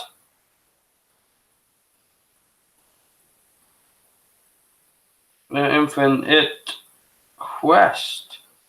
But yeah, I think it makes sense to go back and do some of the earlier before mixing it up with just mixing in like gunfighters or anything. Because Edge of Destruction. Because then the next Hartnell one we can do then is Keys of Marinus.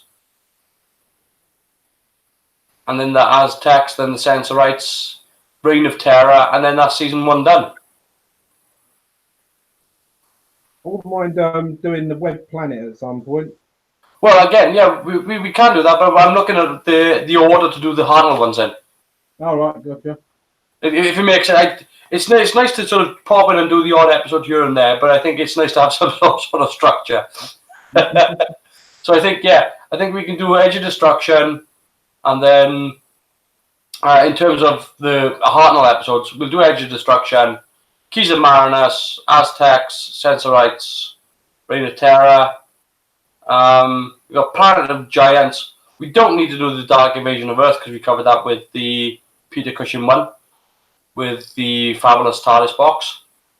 The Rescue again is only 2 episodes, so that's quite a short one. I don't believe the Romance is complete. Is the Rescue complete? That's a good question. No, they're not. The Rescue is lost.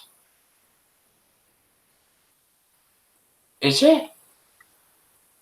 How the hell? You see, it would be useful if they marked this as with a tick or a cross to show whether or not they have it or not. I've got that queued up. I can have a look. I'm going flicking to the episodes you're doing it. I can tell you about that one right now. No, Rescue and Romans are complete. Thank you, Ian. Yeah. Oh, well, that's we can do that. That's good. Space Museum, probably my favourite Hartnell episode. And The Chase. Again, I look at Space Museum and The Chase as sort of like one streaming. It's a long one. Like The Chase is a long one, but what I like with The Chase is that it's got a lot of people look at the goodbye from Susan and the Doctor as sort of like this real heartfelt goodbye. Man, the goodbye from Ian and Barbara is heartbreaking. Like Hartnell's wounded in that. And then you get the Time Meddler.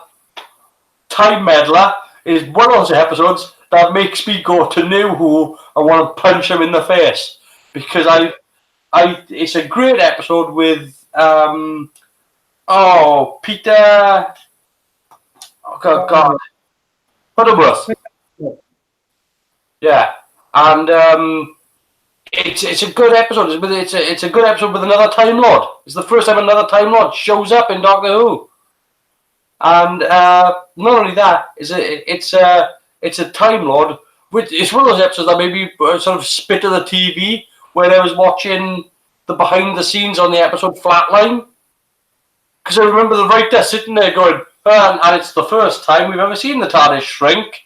And I'm going, You what? Let me get my hands on you, you little son of a bitch! It made me just like want to slap him in the face. I love the episode Time Meddler though as well. I think it's a good episode. Considering the nature of the episode is that this guy just literally just wants to dick around with history. Loves collecting a load of stuff. He just wants to manipulate time to his own purposes. And what I really like about it as well is that he is a Time Lord from the Doctor's future, and that's something that we've never seen before.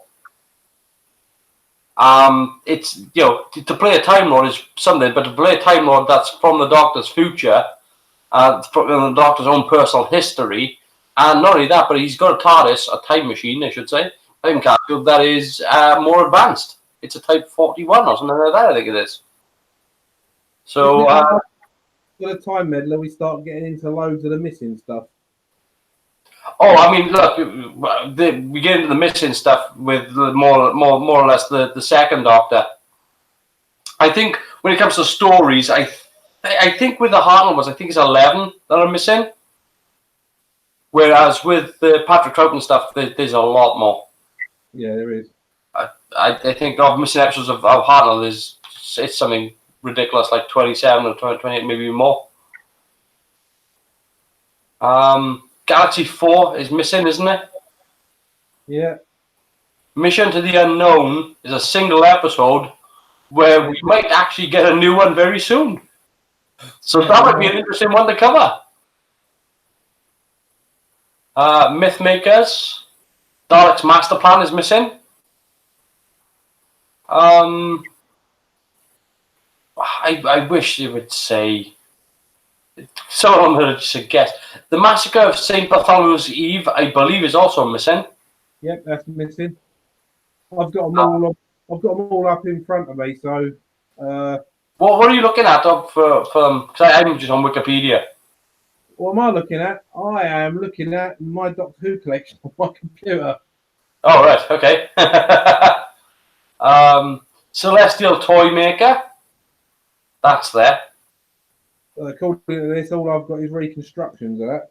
Oh, it could be, yes, it could be a reconstruction. Yes. Have they done, I'm just going to quick check. I'm not sure if they've,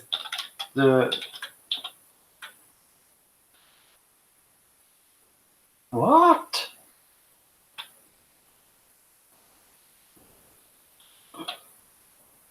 The Celestial Toy Maker. 2, 3, episode 3. Episodes missing 3.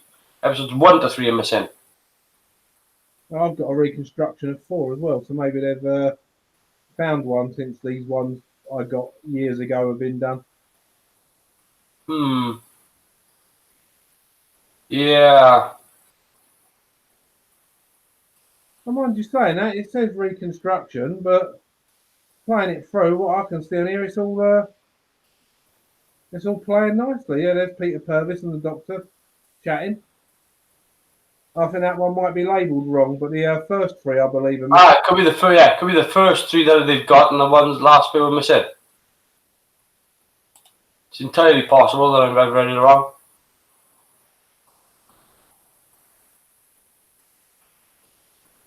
No, it says here episodes missing. 3 episodes, 1 to 3. Yeah, I've just checked, even though it says reconstruction on my all 4 of mine, the last one is a complete episode. So obviously my labelling system is talking bollocks and we shall listen to it no longer. So, yeah, the Savages, the War Machines. Yeah, so the War Machines is where they introduced Ben and Polly, isn't it? And then the Smugglers, the 10th Planet, and then we're into the 2nd Doctor. Some long-ass episodes with the 2nd Doctor as well, mind. But again, some of I say long-ass, some of them are missing, so... yeah, Evil of the Daleks, Tomb of the Cybermen, love Tomb of the Cybermen. The Ice Warriors, love that. Fury from the Deep, Wheel in Space. We have to do, when that comes out, we have to have an evening doing Wheel of Space. I believe you're right. I think we're going to cover Wheel in Space in a different way. I think what we'll do is we'll cover Wheel in Space and we'll watch it without having actually seen it first. So it'll be, we'll be doing it off of not knowing anything about it other than what we already know. Well, I can definitely buy into that. That should be that'd be a good laugh. I think that'll be a riot. Yeah. So I'd be very happy to do that. Dominators, Mind Robber, The Invasion. Yeah, 8 episodes. Jesus. Troughton had some big episodes. Like the War Games is 11 episodes, isn't it? 10 episodes. Yeah. Like that's an out. That is a long ass out. Yeah, well, as you say, 10 episodes. Hang on a minute, let me just select them all and do properties rather than sitting here doing maths. That is. It's got to be 3.5 hours.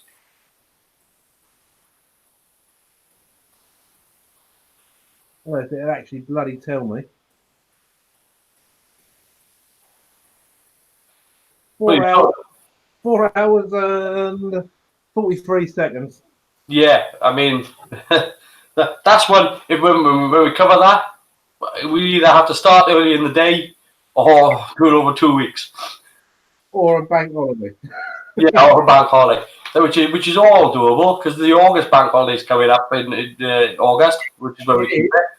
It is, but I think my mum and dad are going to be staying with us that weekend, which is going to cock things right up.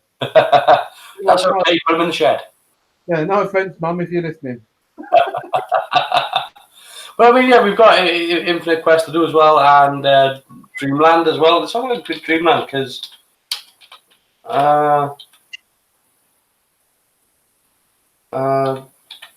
Doctor Who. Because I don't believe Dreamland is that long. Dreamland is the third animated Doctor Who serial. That's great. Let's Man. one episode. One times 12. What's that, mate? So it's 1 times 12 5-minute episodes. So it's got a total runtime of 42 minutes. I'll have to track that one down. I've just discovered I've got the Infinite Quest as a one complete 46-minute episode. Yeah. Yeah. Dreamland, Doctor Who Dreamland is 42 minutes long. I believe the video is on YouTube. I could be wrong. YouTube is on Daily Motion. The complete episode's on Daily Motion. So yeah. So we've changed the running order of the episodes to watch. So yeah, next week is going to be Peter Davison's Enlightenment, the special edition. Then the Macro Terror, because hell yes. Day of the Daleks special edition. Scream of the Shulker. Let's get that done as well. That surprised me. The runtime on that actually did surprise me. Because what was it, hour and a half? So yeah, that's perfectly good. Then we're going to be doing Edge of Destruction and Infinite Quest in the same evening. And then we have nothing after that. So any suggestions of episodes that you want to watch? It would be nice if we can get some sort of running order for the episodes. Like I said, it'd be nice to do, when it comes to the first Doctor, I will go back to doing, we don't have to do the Dalek stories because we've technically already covered them. So when we do Edge of Destruction, that'll be the next, literally sort of like the next one following on from the Daleks, I believe. Just go back, keep going back. Yeah, it's the one sort of literally just after the Daleks. So if you want to do a fourth or third Doctor story, then we need to sort of like look at, because we've done Spearhead from Space. We've done, what was the second Doctor story? I just looked at it. It's up to you. The Highlanders is missing as well, isn't it? Yeah, I believe it is. Let's have a look.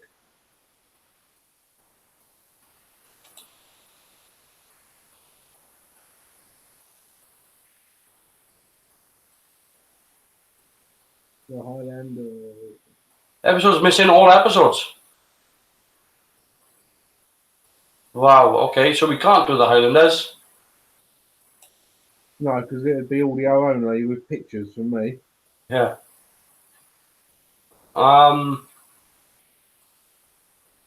There's 2 episodes missing of the Underwater Menace. Is there an Underwater Menace?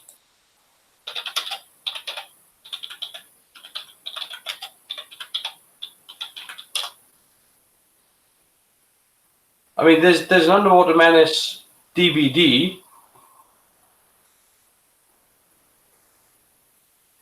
but it's not. It just says episodes missing, episodes 1 and 4. I've got a feeling they're redoing the Underwater Menace though. That they are, in fact, at this moment in time, animating it.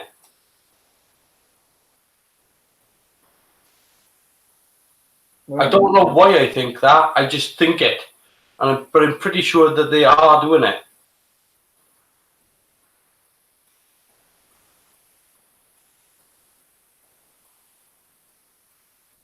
Yeah, I've got an animated picture of Patrick Troughton. So we can't really do that one. I know a Fourth Doctor story I think we should do. Yeah. Bang Rock. Oh yeah. But again, I'm looking at it now from what are we looking at here? Season 6 Dominators. I'm just trying to find the second Doctor Who story that follows on from Power of the Daleks that we can do. But besides the point, anyway, the next third Doctor Who story, we don't spearhead from space. There's no reason why we can't do Doctor Who and the Silurians. No, at all. Ambassadors of Death is 7 episodes. I didn't realise that. And Inferno. Good stories, though. So let's get past... Because Pertwee, you forget, Pertwee down 5 years. Complete Tomb. Oh, no rescue. Tomb of the Sideman. Yeah, I mean, we can do Tomb of the Sideman, yeah. But Right. I'm trying to structure it so that we do the Doctors in sort of try to get some sort of order with the Doctors so that we don't just skitch in and out. Although it's nice to sort of pick the odd episode here or there that we can do. It would be kind of nice to sort of do the next Doctor story that we've done all the first of the regenerations. It'd be nice to kind of do. I mean, we're gonna have to pick episodes here or there anyway because they do odd number of episodes per Doctor anyway. So, but it'd be nice to have some sort of order to it. I mean, if we're looking at complete second Doctor stories, I think the Crotons is complete. Which one? The Crotons. The Crotons? Crotons, Series 6, Episode 47. So those sort of robot-y things that just sort of do this. Oh my God, it's them! This square boxes. Square boxes with arms. Such a sophisticated robot. Yes, I'm just, you was talking about finding some second Doctor ones. I'm just looking at ones that have got complete, good quality recordings. And that one's not bad looking at it.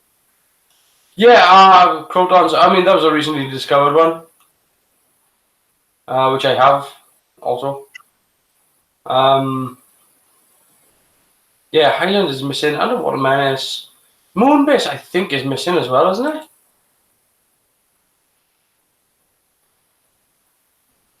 Two episodes. Jesus Christ. Macrotera we've got. Hey. Faceless Ones. Missing. I believe. Yeah, only a couple of episodes of that. I think there's 4 missing of that one. Yeah. Episodes missing. Episodes 2, 4, and 6.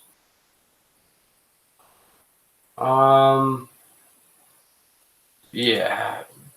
Evil of the Daleks. Episodes missing. What? Episodes missing 6 episodes, 137. It's just.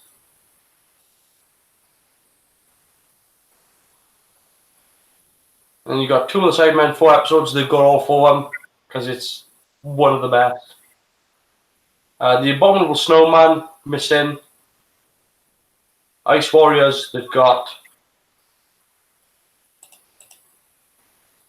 Yeah, that's had some animated done, isn't it? Yeah. Episodes 2 and 3 looking at it, yeah. Yeah, I think so, yeah. Enemy of the World, brilliant, got it. Web of Fear, I believe, has some missing episodes. Yep, missing episodes 3. One episode of episode 3 is missing. Fury from the Deep, I believe, is animated.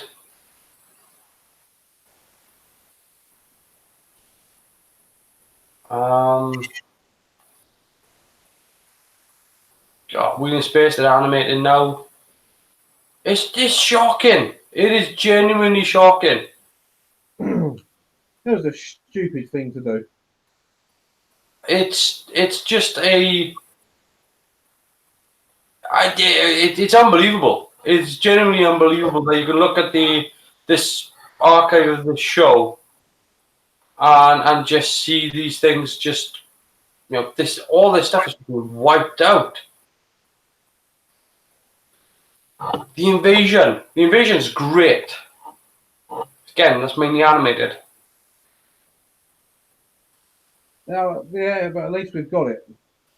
Yeah, but I mean, you can understand, like, if you're working on Doctor Who on animating these episodes now, you can understand why some of them they've tried to sort of get a shorthand for how to animate them, so that they've gone from. I mean, the animation is getting a little bit more sophisticated, but at the same time, they're trying to do it quicker, and you can really sort of.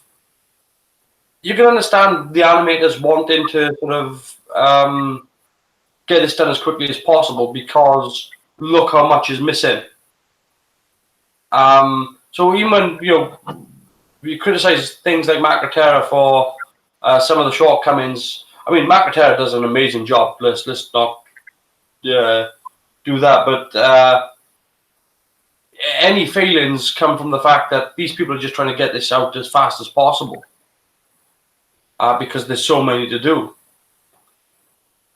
Up until War Games. I mean, it's crazy. Space Pirates. What's that? Episodes missing 5.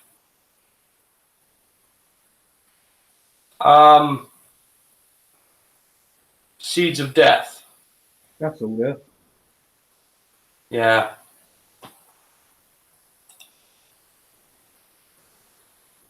Yeah, the croutons. I mean, it just beggars belief. It's going to be great when we get them all and they're all animated.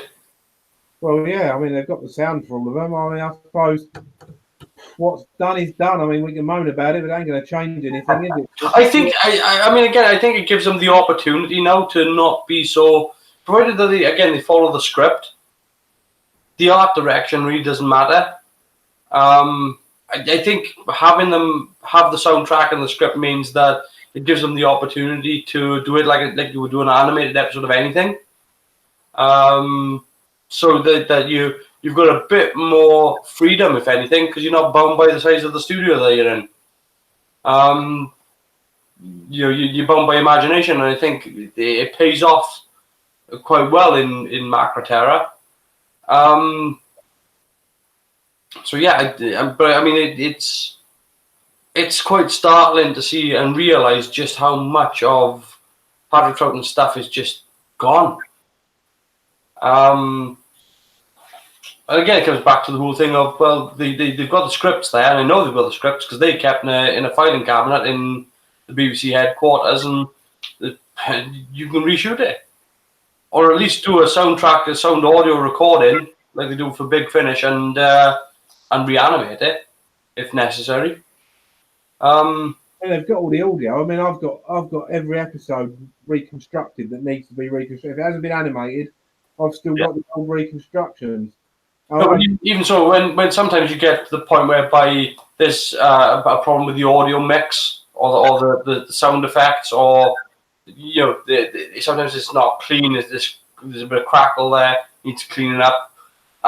They can do it digitally these days, and obviously the BBC has better technology than than what we got, but it can be cleaned up. But at the same time, there are people working for Big Finish that do original voices that are just as good, and you get an original soundtrack. So that's kind of where the evening has landed us now, is to look at the episodes that we fancy, and look at the episodes that we want to do next. Following Edge of Destruction. So if you want to do a fourth Doctor story, I'm happy to do a fourth Doctor or third, or even sixth, because we really haven't touched. We've done a seventh Doctor story. We haven't really done a sixth. Well, let's have a look at the sixth Doctor then. Because he didn't, apart from the Trial of a Time Lord that goes on for quite a while. But with Trial of the Time Lord, we can do a couple of weeks doing the trial, but we have to commit to doing the trial. That's the thing. If we decide we're going to do the Trial of the Time Lord, we're going to have to do each one week after week until we get to the end. So let's have a look here. Sixth Doctor story. Where are we at? I mean, Colin Baker had such a shit end of the stick. His first episode was the end of the series. Attack of the Cybermen, brilliant story.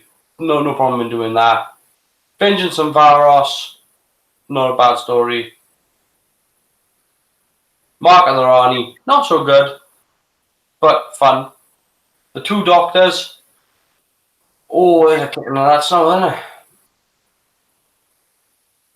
It's got Patrick Troughton in it. I know, and I even have a little bit of affection for Shockeye of the Kwansing Grig, but it's not a great story. It introduces the character of Dastari, and you get this whole back and forth between him and the Second Doctor. It's really quite a nice back and forth. But really, the character of Dastari, he's just kind of a bit of a prick, and the Doctor kind of takes him down in one. Again, Shockeye of the Kwansing Grig is just a he's a silly character. But I've got a bit of affection for him. The story, I like the story because it's kind of shit. if let's be honest, it's centered around a villa in Spain because John Nathan Turner wanted a holiday. Time Lash, oh good God. Written by the same person as well. Time Lash, I think I'm being a bit unfair to Time Lash, to be honest. And these are sort of two-parters, 2 3-parters. Revelation of the Daleks. Oh God, that's Alexei Sale, that is, isn't it? It's that god-awful DJ. I don't know if you remember that, but I remember Alexei Sale was in it. Yeah, I mean, it was at a time when Alexei Sale was kind of being told to do everything by his management. And if you remember, Alexei Sale's sort of original stuff at that period in time in 85, it was kind of like the stuff that he was doing was just sort of obnoxious humor. But some of it was funny. I mean, absolutely. But his his early career stuff, because he was being sent to do this, do that, do this stand up, do this show.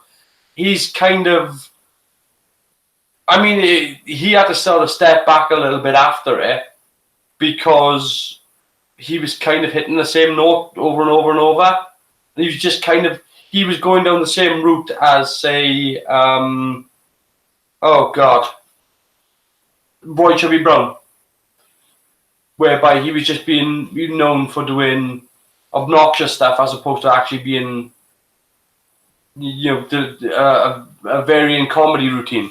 And when he done Revelation of the Daleks, he was being this over-the-top sort of DJ with nothing but attitude. And again, it was kind of, he should have said no, but he weren't saying no to anything at that point in his career. And you can't blame him because he was just getting the work. But he did better later on, much better later on.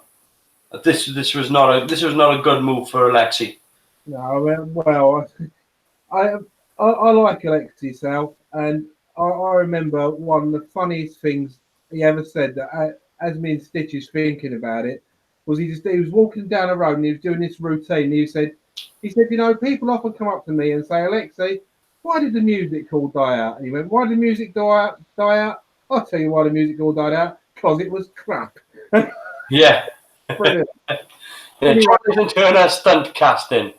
I mean, it's an odd maneuver as well. I think maybe Revelation of the Daleks was Max Headroom already a thing when this episode was being made? 85. Yeah, I think it was. I think Max Headroom would have already been a thing. I'm guessing that's kind of what influenced Alexei's character. I mean, he done much better in later shows and in other things, I mean, didn't he pop up in Indiana Jones? Yeah, he did. Yeah, he was the guy with the expensive car, wasn't he?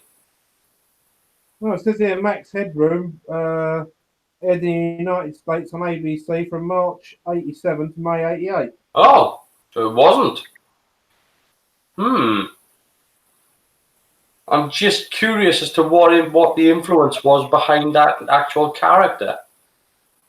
I don't know, it might just have been 9 parts Alexei Sale, 1 part suggestion, you know what I mean? Oh no, I firmly believe, because they give him that wig as well to wear as well. So it was definitely a production thing. The director Graham Harper would have told him to have done it that way, but where that came from, I don't know. Like because he's just basically a DJ narrating the action, if I remember rightly. So and written by Eric Saward as well. Again, that's another kick in the balls for Colin Baker. Not a great episode. Isn't that the episode as well which ends? Doesn't the part 1 episode with a giant face of Colin Baker falling on top?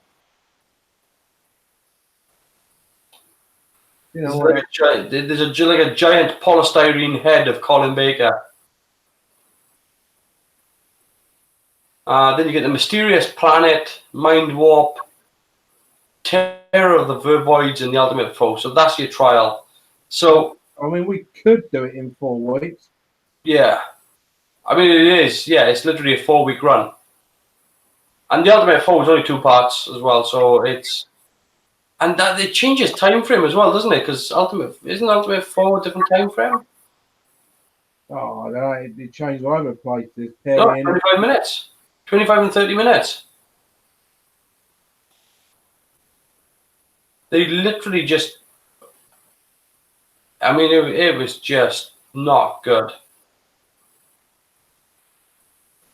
Bugging around with the times. Well, actually, saying that, Terror of the Vervoids, they're all 25-minute episodes. Yeah, but if you go back to like previous episodes where you got Time Lash and Revelation of the Daleks, I believe they're 45-minute episodes. Yeah, actually, so the Trial of a Time Lord's not as long as I thought it was, because I thought they were all 45-minute episodes. No, they're 22 minutes. So you're talking just over an hour for a 3-parter. Unless, hold on. You're looking at, about an hour and a half. No, 2 Doctors is 45 minutes each. So again, They totally dick around with the time frames. The length of an episode changes per season. No wonder he's got the hump. Well, I mean, like, again, with Colin Baker, he's handed the shit end of the stick. I mean, he steps in to do the last episode of what should have been Peter Davison's season. So it shouldn't have, Twin Dilemma should not have been Colin Baker's first. And then you get Attack of the Cybermen, which is a really fine story. You know, I don't know what the general consensus is on the episode, but for me personally, I like the episode a lot. Yeah, I've got no issue with that at all. Yeah, I mean, in terms of viewership, the viewership picked up nearly 9 million views and then 7.5. So it done well with the viewing figures. I don't know how most Doctor Who fans rate it. I like the Cybermen in that. I think the Cybermen in that are bloody nasty, which is what you want from Cybermen. Yeah. Well, talking of Colin Baker, under your advisement, I had a look at the trailer for the Trial of the Time Lord Blu-ray. Absolutely brilliant. Isn't it good? Oh, that bit in the end. He's sitting there with Nicola Bryant. What are you in here for? Marrying Brian Blessed? Yeah. It's so good. And the look on his face is like, ah. And then he goes, no, I understand that.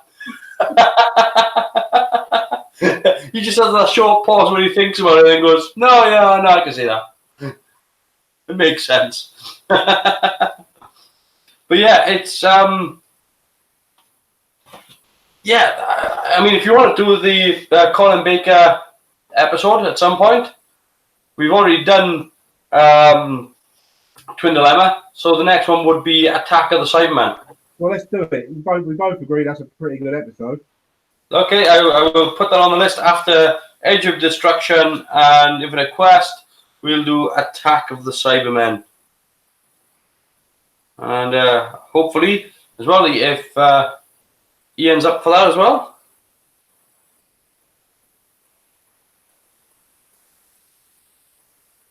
Because again, it's a good episode for. I think it's a good episode for the Sixth Doctor. Again, you go if we, to be honest with you, if we do look at the Sixth Doctor stories, it is surprising because he gets such a shit, but handed to him in terms of what he did, and this is why I think he's one of the most underrated Doctors. If you actually look at the episodes that he made, Mark and the Rani isn't that bad. It's not great. It's not that bad. The Two Doctors, okay. I've got a little bit of fun. It's a bit of camp fun, and I can understand why if you don't understand camp humor, I can understand why the episode would be like, oh, this is just crap. But it's not awful. Time Lash is not great. Revelation of the Daleks can be tedious. But really, that's kind of it. All the other episodes are pretty bloody good. Attack of the Cybermen, Vengeance on Varos, Mysterious Planet, Mind Warp, Terror of the Void's Ultimate Foe. I mean, what do you want me to do with that? that is not a bad rap sheet. I mean, if we're being honest here, the Seventh Doctor has kind of the same amount of naff episodes. In fact, the Seventh Doctor, I would have said, until he has, we look at what the good episodes are. Survival isn't that great. It's okay. Curse of Fenric is awesome. Ghostlight, still don't know what that's about. Battlefield we just saw recently, which is again a misstep. not the story, but the direction. Greatest Show in the Galaxy. Oh. Silver Nemesis. Oh. Happiness Patrol. Oh, Jesus. Remembers the Darks. Yay! We've got to remember this at some point as well. Time of the Rani, Paradise Towers. Oh, Jesus. Delta and the Bannerman. Jesus Christ. Oh. I mean, it doesn't. Again, you've got. I'm looking at these through sort of through. I remember them being what I remember them being. Then I should say, because Paradise Towers has. We were talking about dark moments in Doctor Who, and I said to Ian that it took me a while to work out what the dark moments are in Doctor Who. Paradise Towers is a really dark moment, and that is that there are two women living in an apartment. I don't know if you remember this, Chris. Yeah, go on. But there are two women living in an apartment, and Mel is, I think she's trying to make her way up to the pool, and she gets brought in by these two old women, and they're sitting down and having a conversation with her, and they've been eating and things like that, and then it's not made entirely clear during sort of the interactions, but there's this undercurrent in the scene, and it's kind of revealed that these two women are cannibals. Yeah, that's quite a dark moment. I do vaguely remember that. It's been a while since I saw that one. Yeah, and they did actually, when they've gone up to the disposal, they've kind of got like a lot of human bones on this plate that they put into sort of the disposal system, and that's kind of It's a bit. just a touch, and the fact that they're being so sort of loving and friendly to Mel as well. It's like that's kind of that is a dark moment.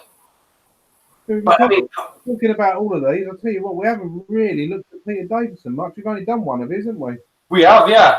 I mean, we were looking at we done as I call it, Kiss My Vulva.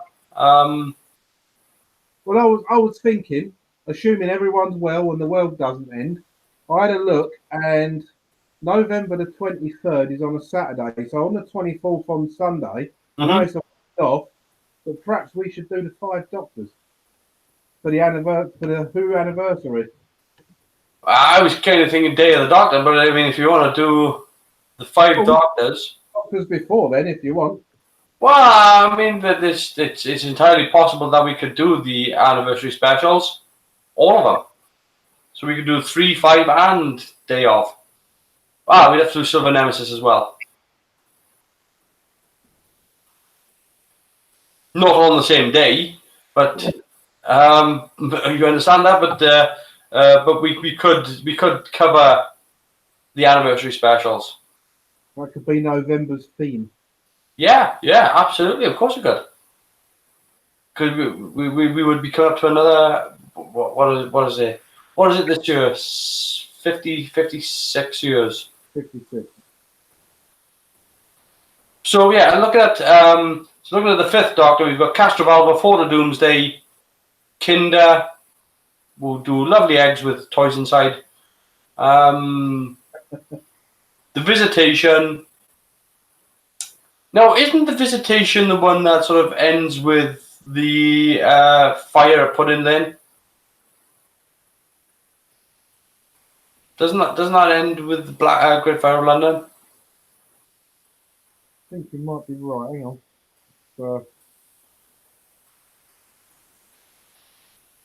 Because that's a medieval one, isn't it? No, I think it's sort of set. What was it? 1700s? Yes, fire and put it in. Thank you very much. Yeah. Yeah, it's not. Visitation is an interesting one.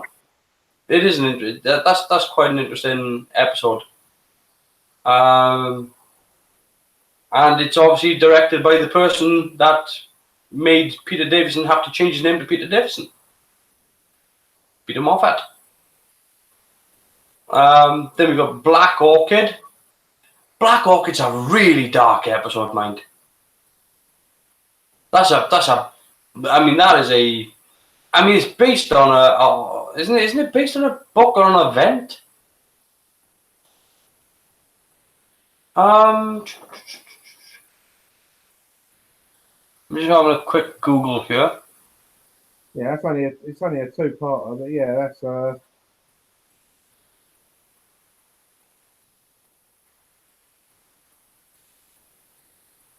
Yeah, it's a two-parter. The two 25-minute episodes. That's a pretty quick episode to do. I remember that being very dark at the time that I saw it. I mean, I've seen it recently as well. Well, I say recently, within the past 4 or 5 years. a lot of Peter Davison's ones. I haven't watched since Who Came Back, when I was showing my kids different ones, and they kind of my eldest boy kind of latched onto the Fifth Doctor. He really likes him, so Yeah.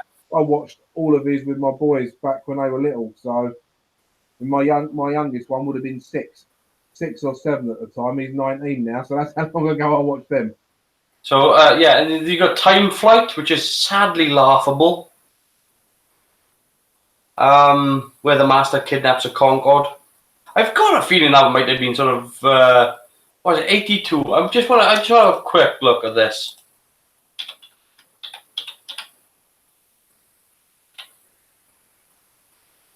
I'm just curious. I'm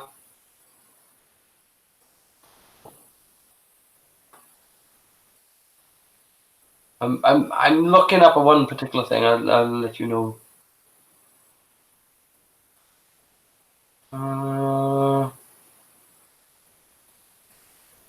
No. Okay. Fine.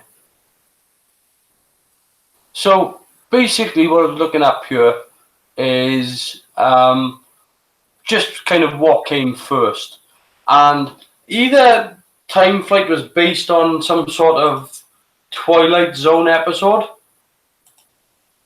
I don't know, but it didn't work. It's not a great episode. I thought it might have been Twilight Zone, but maybe it's Outer Limits. I don't know, but it's not an inspirational episode. Do you remember Time Flight? Yeah, I remember Time Flight. It's like you say, it's a strange episode. Or I seem to remember lots of. It's kind of like a BA promotional video for Concorde.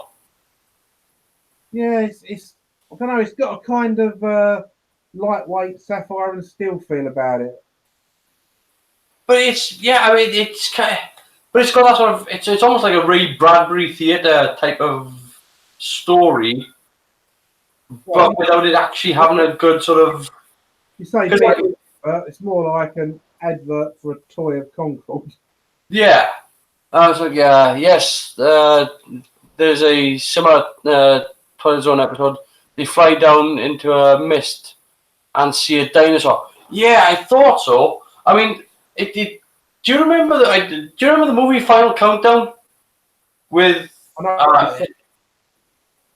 Pardon? I said no, I don't remember the movie, but I know the song.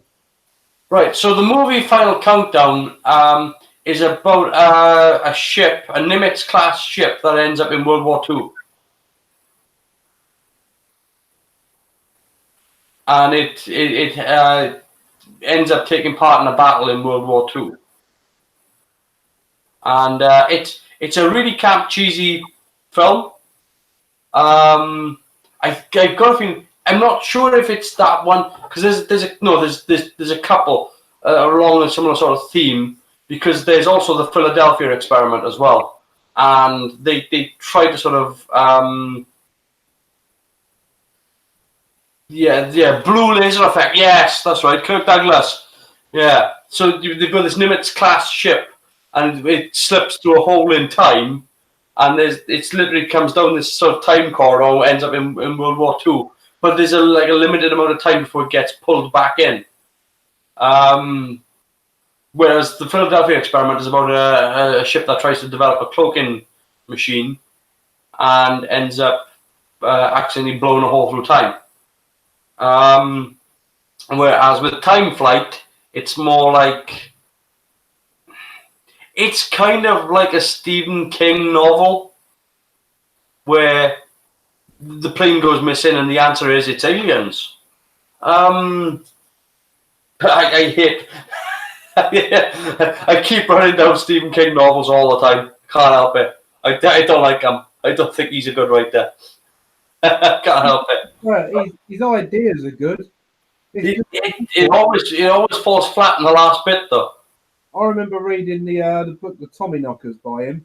Mm-hmm. And it's got a really good start and a really good end, but it's got about 400 pages in the middle, which you could have summed up in 2 chapters and been done, but it waffles on and on and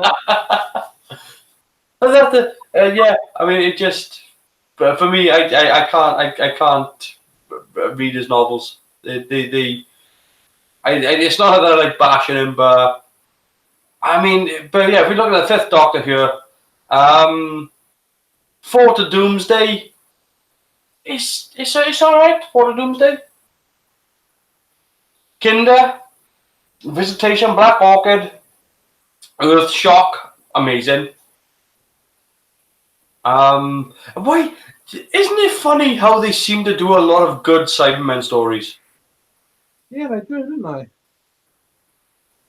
Well, Like even the worst Cybermen stories tend to be not the fact that the Cybermen are in it, but the fact that the rest of the story, when it's not the Cybermen, it is what lets it down.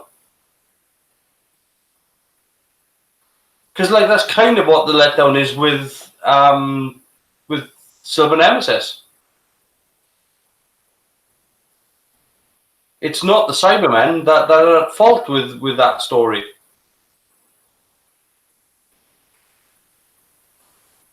So yeah, Arc of Infinity, Snake Dance. Oh, Arc of Infinity, that's Colin Baker's first appearance, isn't it? Yeah. Snake Dance. No, they've done a special edition of Snake Dance where they totally redone the snake, and it's really good. That's worth watching just to laugh at Martin Clunes, to be honest. Yeah. Oh yeah. Yeah. That's Martin Clunes' first appearance in anything as well. Yeah, no.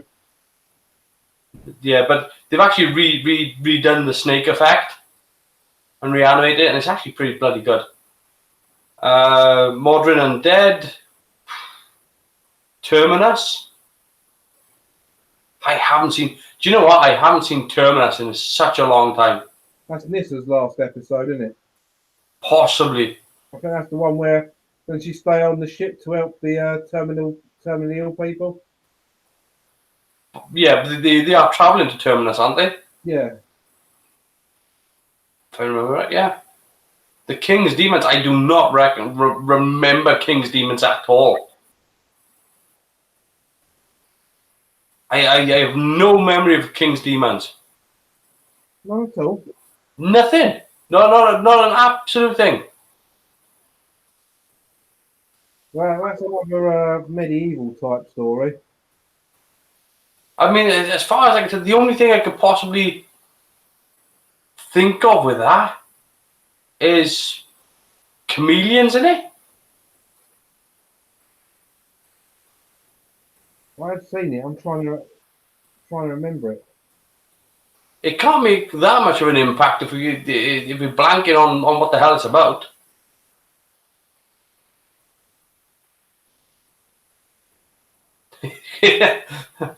That's when you know it's not a great episode. It might not be a bad episode. It's got I know it's the one where Nick Davison has a sword fight with someone. I genuinely no idea. Not a clue. Warriors of the Deep, The Awakening, Frontiers, Resurrection of the Daleks, Planet of Fire, Caves of Androzani. Again, his run gets better as it goes along.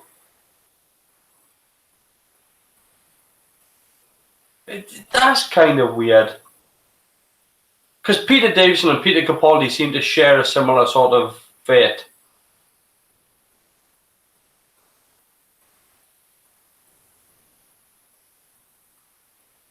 You know, whereby their stories start off and they're not great, and then they have the odd good one here or there, and then it gets better, and then it gets better, and then you get to the last one and it's like, bloody hell. Now, see if this jogs your memory for the King's Demons. The Doctor and his companions arrive at a medieval joust and are surprised to be greeted warmly by King John, who calls them his demons. But when a young nobleman returns, having just left King John in London, the Doctor realises that this king must be an impostor. Then the Master makes an appearance and the Doctor's worst fears are confirmed. Oh, We have to watch that one just for your memory, mate. I know. I'm sure when the episode starts, I'll be like, oh yes, this one. But Funny a two-parter. yeah, I have absolutely no recollection, none. And usually with Doctor Who, I've got some recollection of the episode. I mean, I know this is a lot to remember, but maybe a decent episode's pushed into my brain and that was just popped out somewhere. But I can't believe I would like even the bad ones I remember because they're bad. But The thing is, have you got it on DVD? Because you might not have seen it since it was originally on telly. I've got all of Peter Davison's episodes. I mean, Everyone. Pretty much the only episodes that I'm missing are the ones they haven't released as animated, or the ones that I'm missing. Pretty much. Everything else, if they released on DVD, I've got it.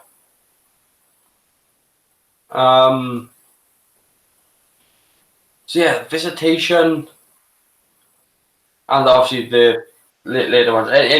Anything from Peter Capaldi forward, because they just don't deserve. I would get Series 10, but is it deserving of my currency to purchase these things? When if I wait a little bit longer, it'll be like £6.99 for a season. I don't think they give you that many special features these days. Well, I think the last series is, I don't know.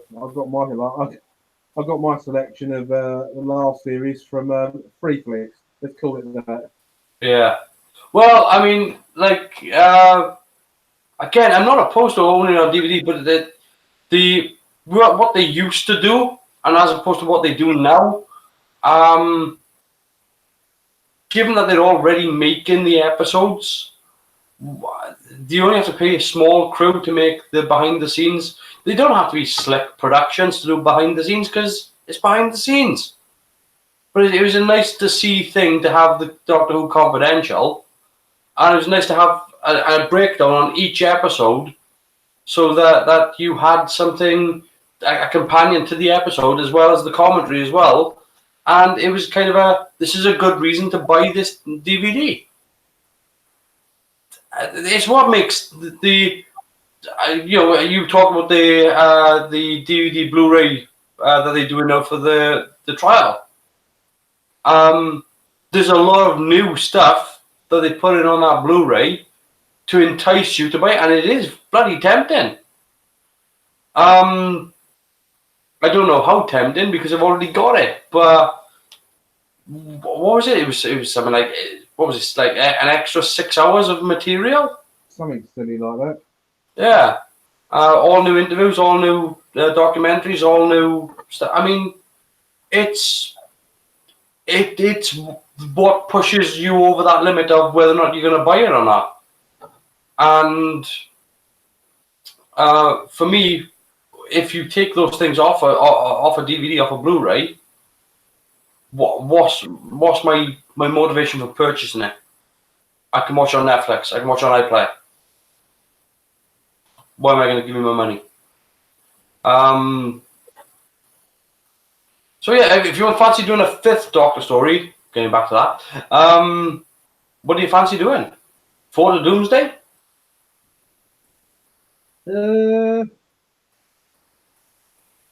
That would be the next one after Castrovalva. Yeah, we can, if we want to stick to that sort of order, then yeah, I'm fine with. To be honest with you, I'm fine with any episode of Doctor Who, even the bad ones, because you know the bad ones. Yeah, again, next week we are going to be doing Enlightenment. So that is a 5th Doctor story. Yeah, true. So so that yeah, so we got 5th Doctor, 2nd Doctor, 3rd. Then Doctor Unknown, Scream of the Shulker.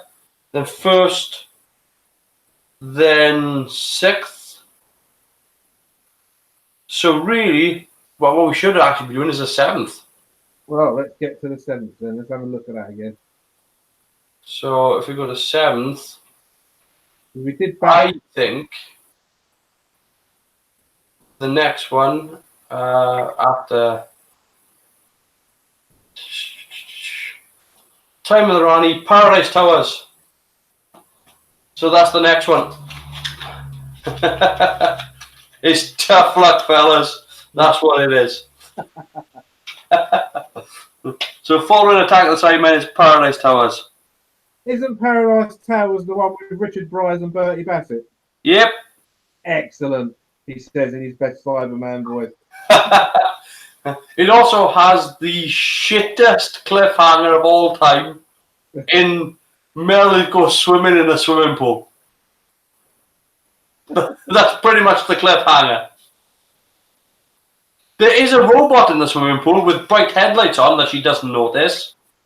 And this Paradise Towers is supposed to be this luxury sort of swimming pool. And when it gets there, it's this really sort of just very average swimming pool. Very, very average. Looks kind of windy, kind of cloudy. Doesn't look that impressive or very paradisical at all.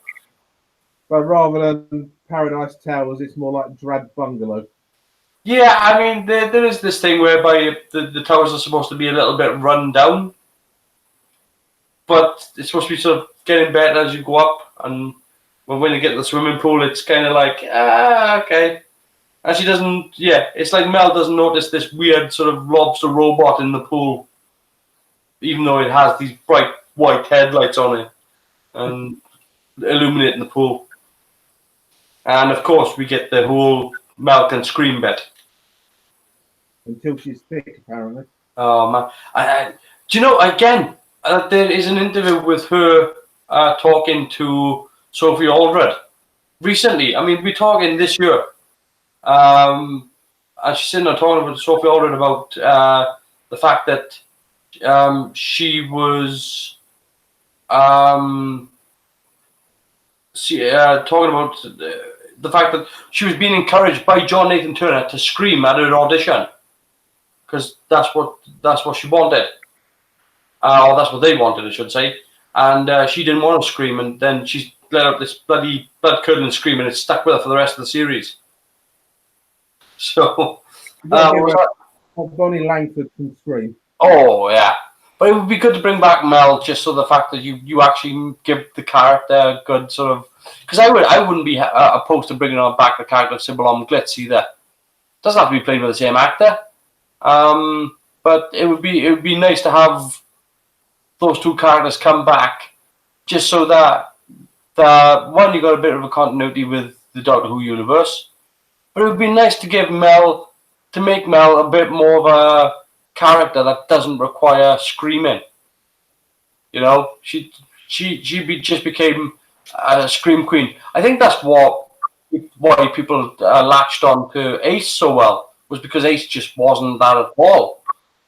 I got into trouble when I was at work experience as a 16-year-old. I was working at a council office doing technical drawing, and there was a guy that worked there that had a complete and total crush on Bonnie Langford.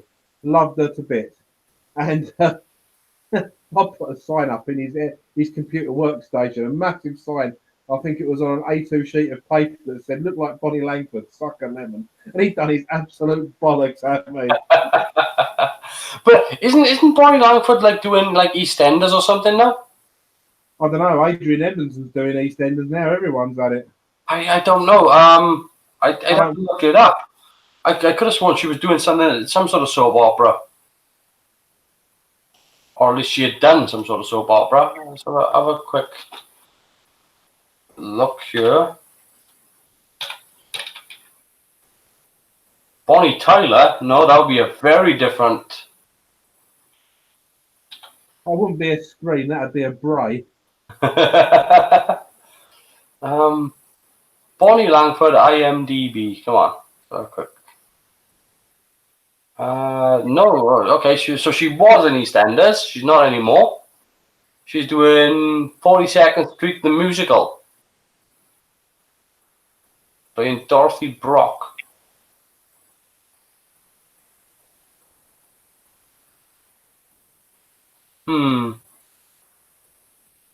Yeah, I mean, it would be nice to just give Mel a decent episode. I like that. It's not that I'm a sucker for hard cases. It's just the fact that all the good characters get brought back. You should bring back some of the not so good ones, just so you can fix some of the problems. I've always said that. I don't understand why they keep remaking good films when it's the shit ones that need the work. Yeah, it's true. What was that? What we got here? Idea for you: Blake 7 reactions as no one seems to be doing them. Do you know? Yeah, I mean, I'm happy to sit through Blake 7. I'm happy to. Until it gets to like season 3. I recently started watching that with a friend of mine who comes around on a Friday. Like Yeah, season 1 of Blake 7 is really, really good. It's some of the best sci-fi writing ever done, without any fear. There's nothing. There's nothing in season 1 of Blake 7 that makes me go, "We should change that." Whereas by the time Blake leaves, and then you get into the series becomes a little bit more. I don't want to say. How can I put this? It seems to go from being Blake 7 to being Terrorhawks. If that makes sense, but I guess that's running down Terrorhawks a little bit. Yeah, it goes from being something that could be shown at 9 p.m. to something that could be shown at tea time. Yeah, that's the best way to look at it. It goes from being you've got it right there, campy. Yeah, the season 1 of Blake 7 is a show that is about political motivation and about playing with mind manipulation and the dangers of what you could do to a person and how a person would end up becoming a political terrorist. To these are just people on an actiony space show, and it's a bit unfair because like Blake 7 has some really good characters, like you've got all the crew, which at the time when Blake 7 was being made, kind of broke the mold for what was done for sci-fi TV shows. Because Blake 7 was kind of the show that went, these people are put together in this situation and they don't like each other. None of these people in this situation want to be here. They're forced to be here. They have to work together, but any one of them will shoot each other in the back. They don't give a shit. And it was an aggressive crew, and that hadn't been done before. You don't get an aggressive crew in sci-fi. Or they all like each other. In Doctor Who, all the companions of the Doctors like each other. You've got all the people in Star Trek, they all like each other. Lost in Space, they all like each other.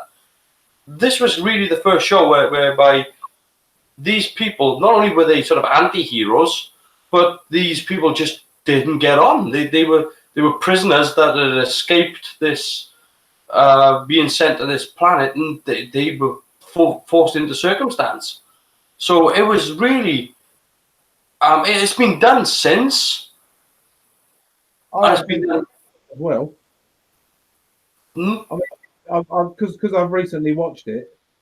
In the first episode, I mean, they never show it on telly today. In the first episode, you've got one of the guards talking about choosing the female character. You know, basically, come with me and you'll be all right. It's pretty much premeditated rape. They wouldn't show that today because Yeah, absolutely. Well, I mean, they've also in the first episode, didn't they also accuse Blake of being a child molester?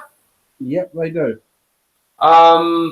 So you've got that as well. Again, you've got the whole government trying to control the populace.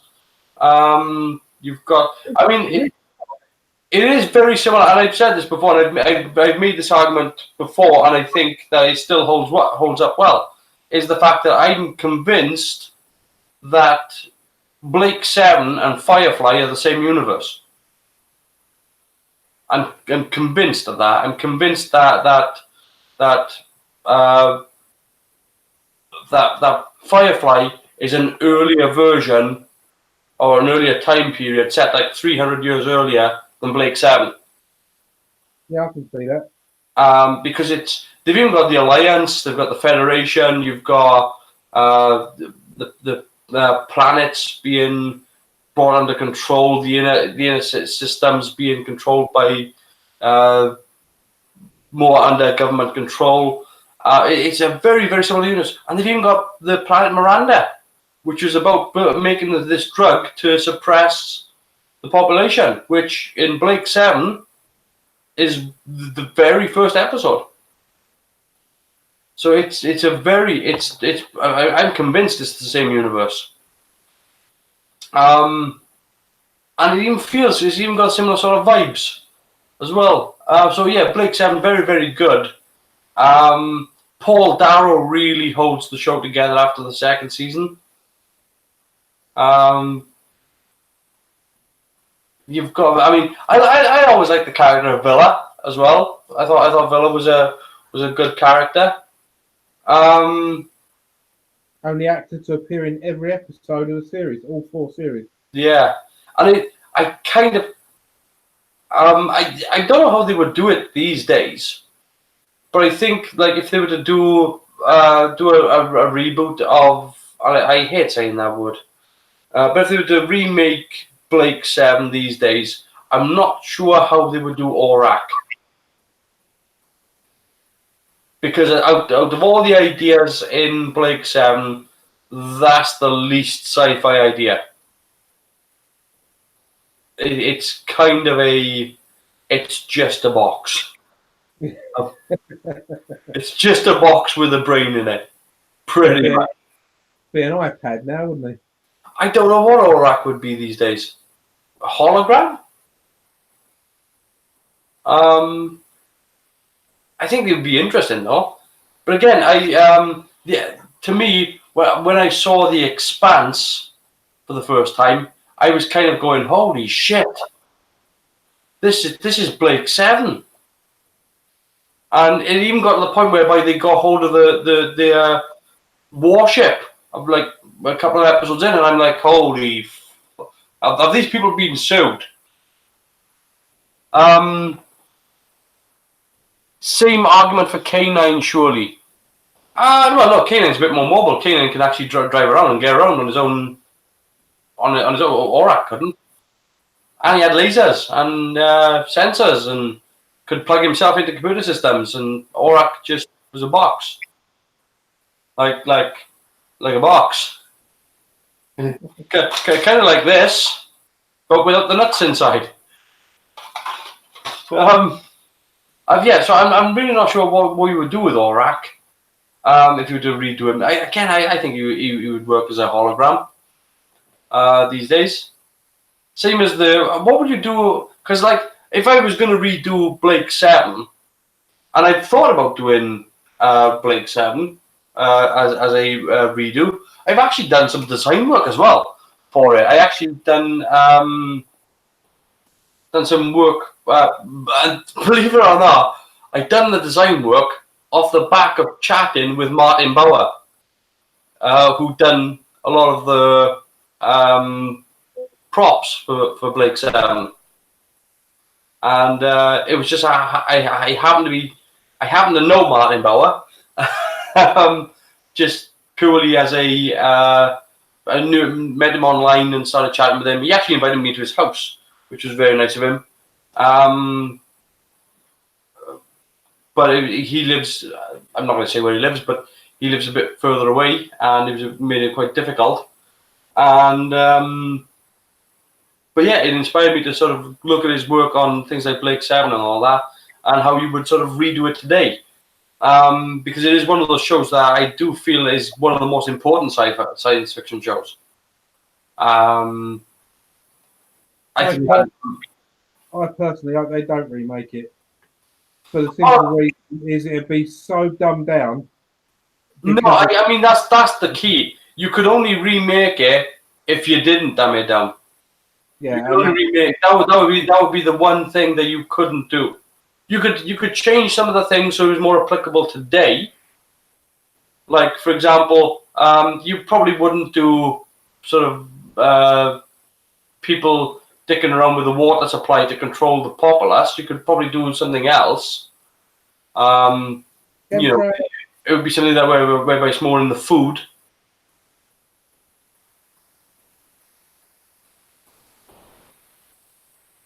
Sorry, Chris, did you say something? I said chemtrails. Oh, right. No, but I mean, you could do lots of stuff. Like, I don't know whether or not you would have, like, the centralized domes for cities, that sort of thing. Maybe you do peninsulas.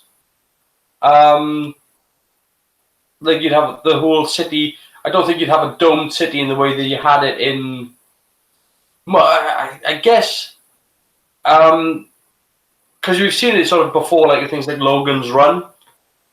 But I think you'd probably look at it from a different way. Maybe you'd look at the planet from this planet's been devastated by nuclear war or whatever.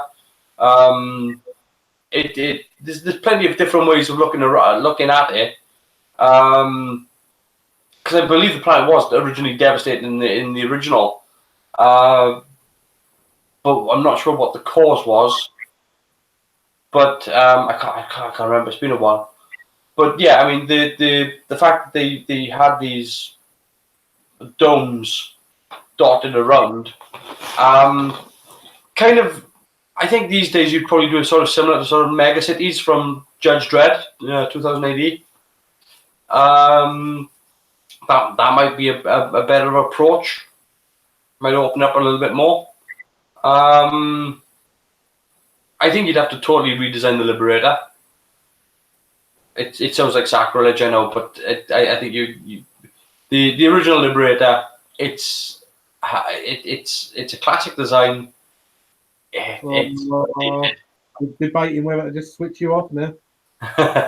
It's dated. It's kind of washing up liquid bottle spaceship. Yeah, I could keep the same structured design, but I've seen the things it's made out of. Yeah, I have seen somebody do a redesign. Hang on a sec. I'm going to show you this if I can find it.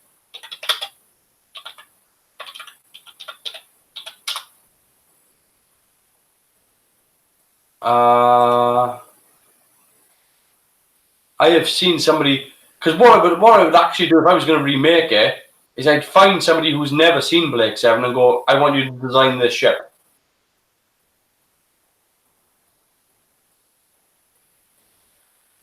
Because I wouldn't want anybody to be influenced by what had gone before. I used to draw little Liberators chasing Enterprise on my exercise books at school. I tell you what I liked with the Liberator is that it always looked like it was facing the wrong way. Yeah.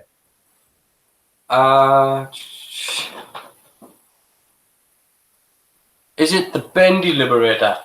I don't know. It's if anything spiky.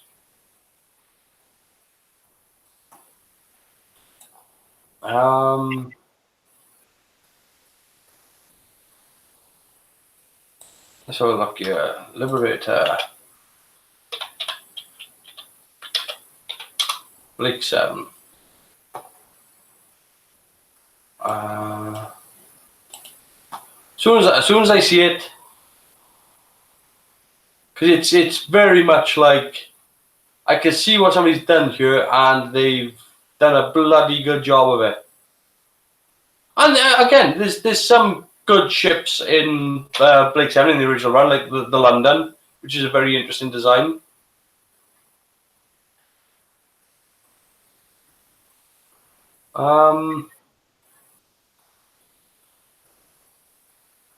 So look, yeah. So let me find this, because it's what I like with this design is the fact that it's kind of the same thing. Oh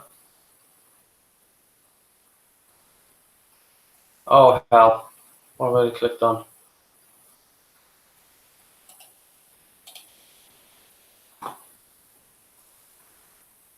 Right. So I don't know who's done this. I don't know where I am. There we go. Check mail. I shall in a second.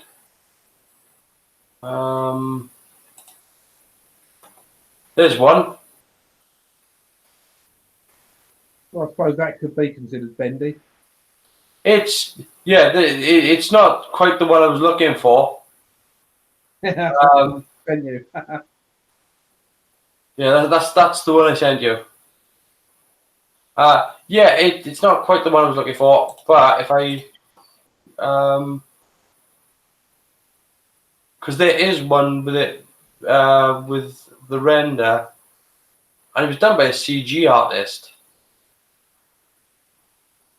I mean, their second ship, the Scorpio, was lifted straight out of the computer game Elite. Oh no, I mean the version that I'm thinking of, it's kind of looks like, remember the Romulan ship from the 09 Star Trek? Yeah. It's kind of along those lines.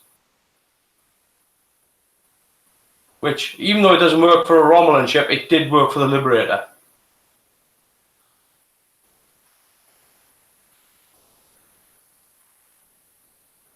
I'm trying to think. Because they are...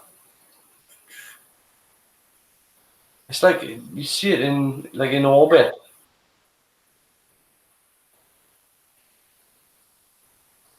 That's kind of interesting.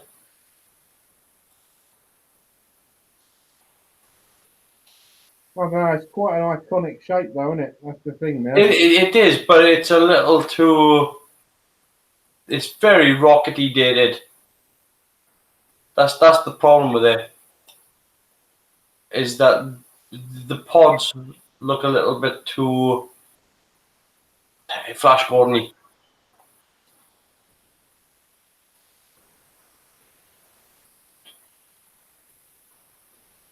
It's yeah. Again, it's just one of the, oh, wait a minute. That's something like it.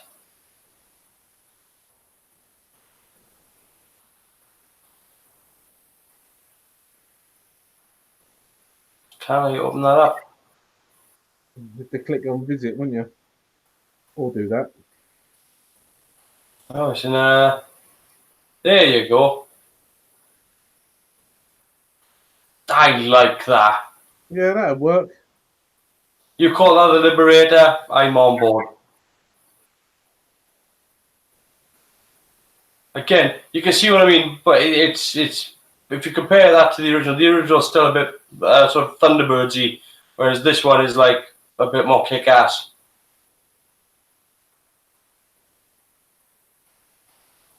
Yeah, you say you call that a Liberator, I'm on board. You can even imagine what this would look like with these pods retracting into the body as well.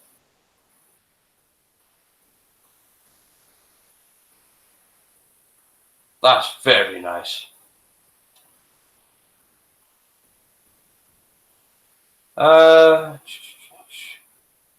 Sky reboot. Okay, so they were gonna do it apparently. News to me. Yeah, and me.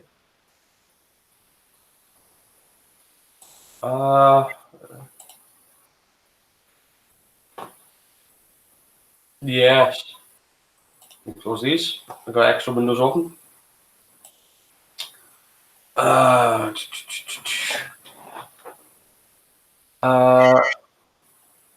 Bit for Voron.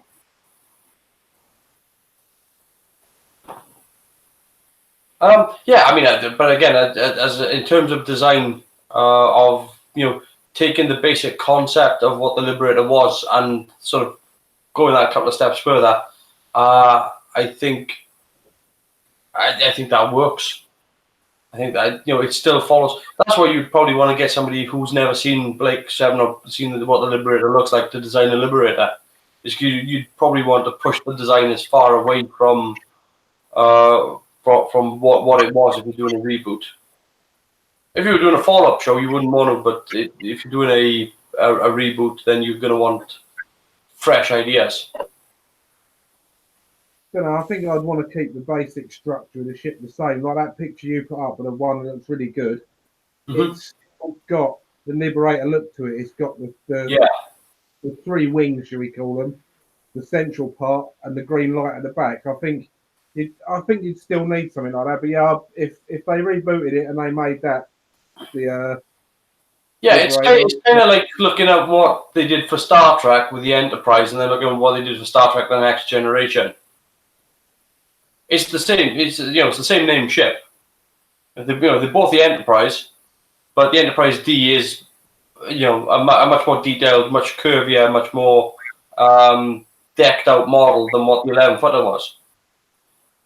I'll tell you what, that's the only thing they got right, as far as I'm concerned, in Star Trek Discovery, was at the end of Series 1, where the Enterprise flew in. That Enterprise was damn sexy. Oh, yes.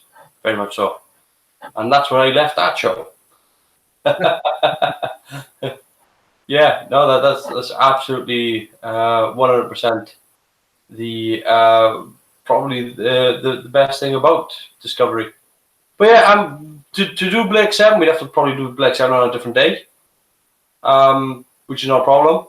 I think what day would probably be best for me to do Blake 7. Maybe a Tuesday would be okay for me. Tuesday or a Wednesday. Yeah, well, during the week, I'd probably only have time to do one episode, though, because they're 40-odd minutes, aren't they? Yeah.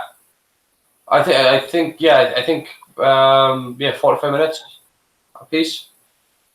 So, but again, we take liberties with these Doctor Who Sundays because it's Doctor Who Sunday. And we're going to knock this one on the head soon. So, I think, in fact, let's actually just do that. Let's knock this one on the head and say, look, thank you for joining us. And next week we're going to be doing Enlightenment. No, we're not. Enlightenment Special Edition, 5th Doctor story. So I'm looking forward to that.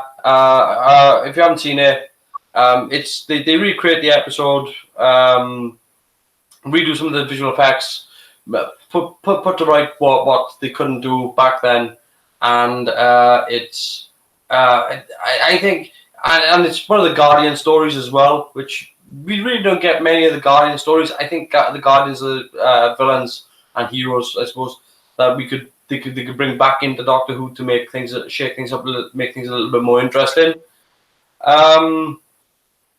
But yeah, that's for next week. As for Twice Upon a Time, my final thoughts after watching it this week is that pretty much the same as what they were. It's a rockety kind of story whereby 1 minute it's up, next minute it's down, 1 minute it's up, next minute it's down. It's got as many positives as negatives. I still have fun with it, so I give it a 7.5 out of 10.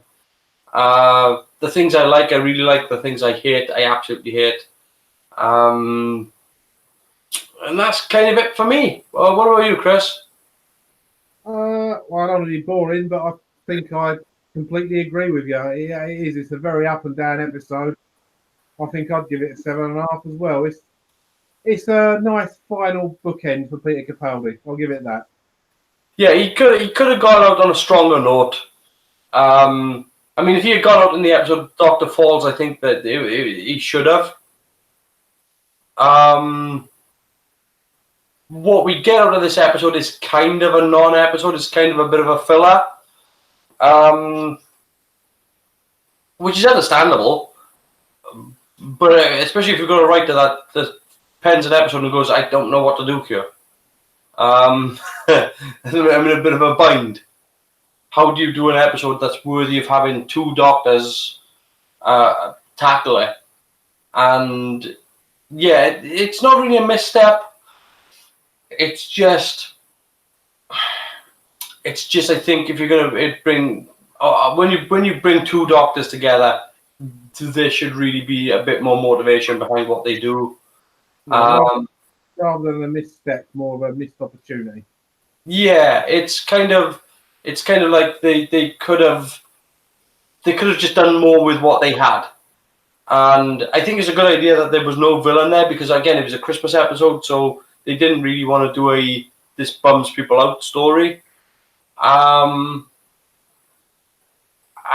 it's one of the problems of the way Doctor Who does Christmas episodes is that they usually set it periodically, which I don't get why you wouldn't.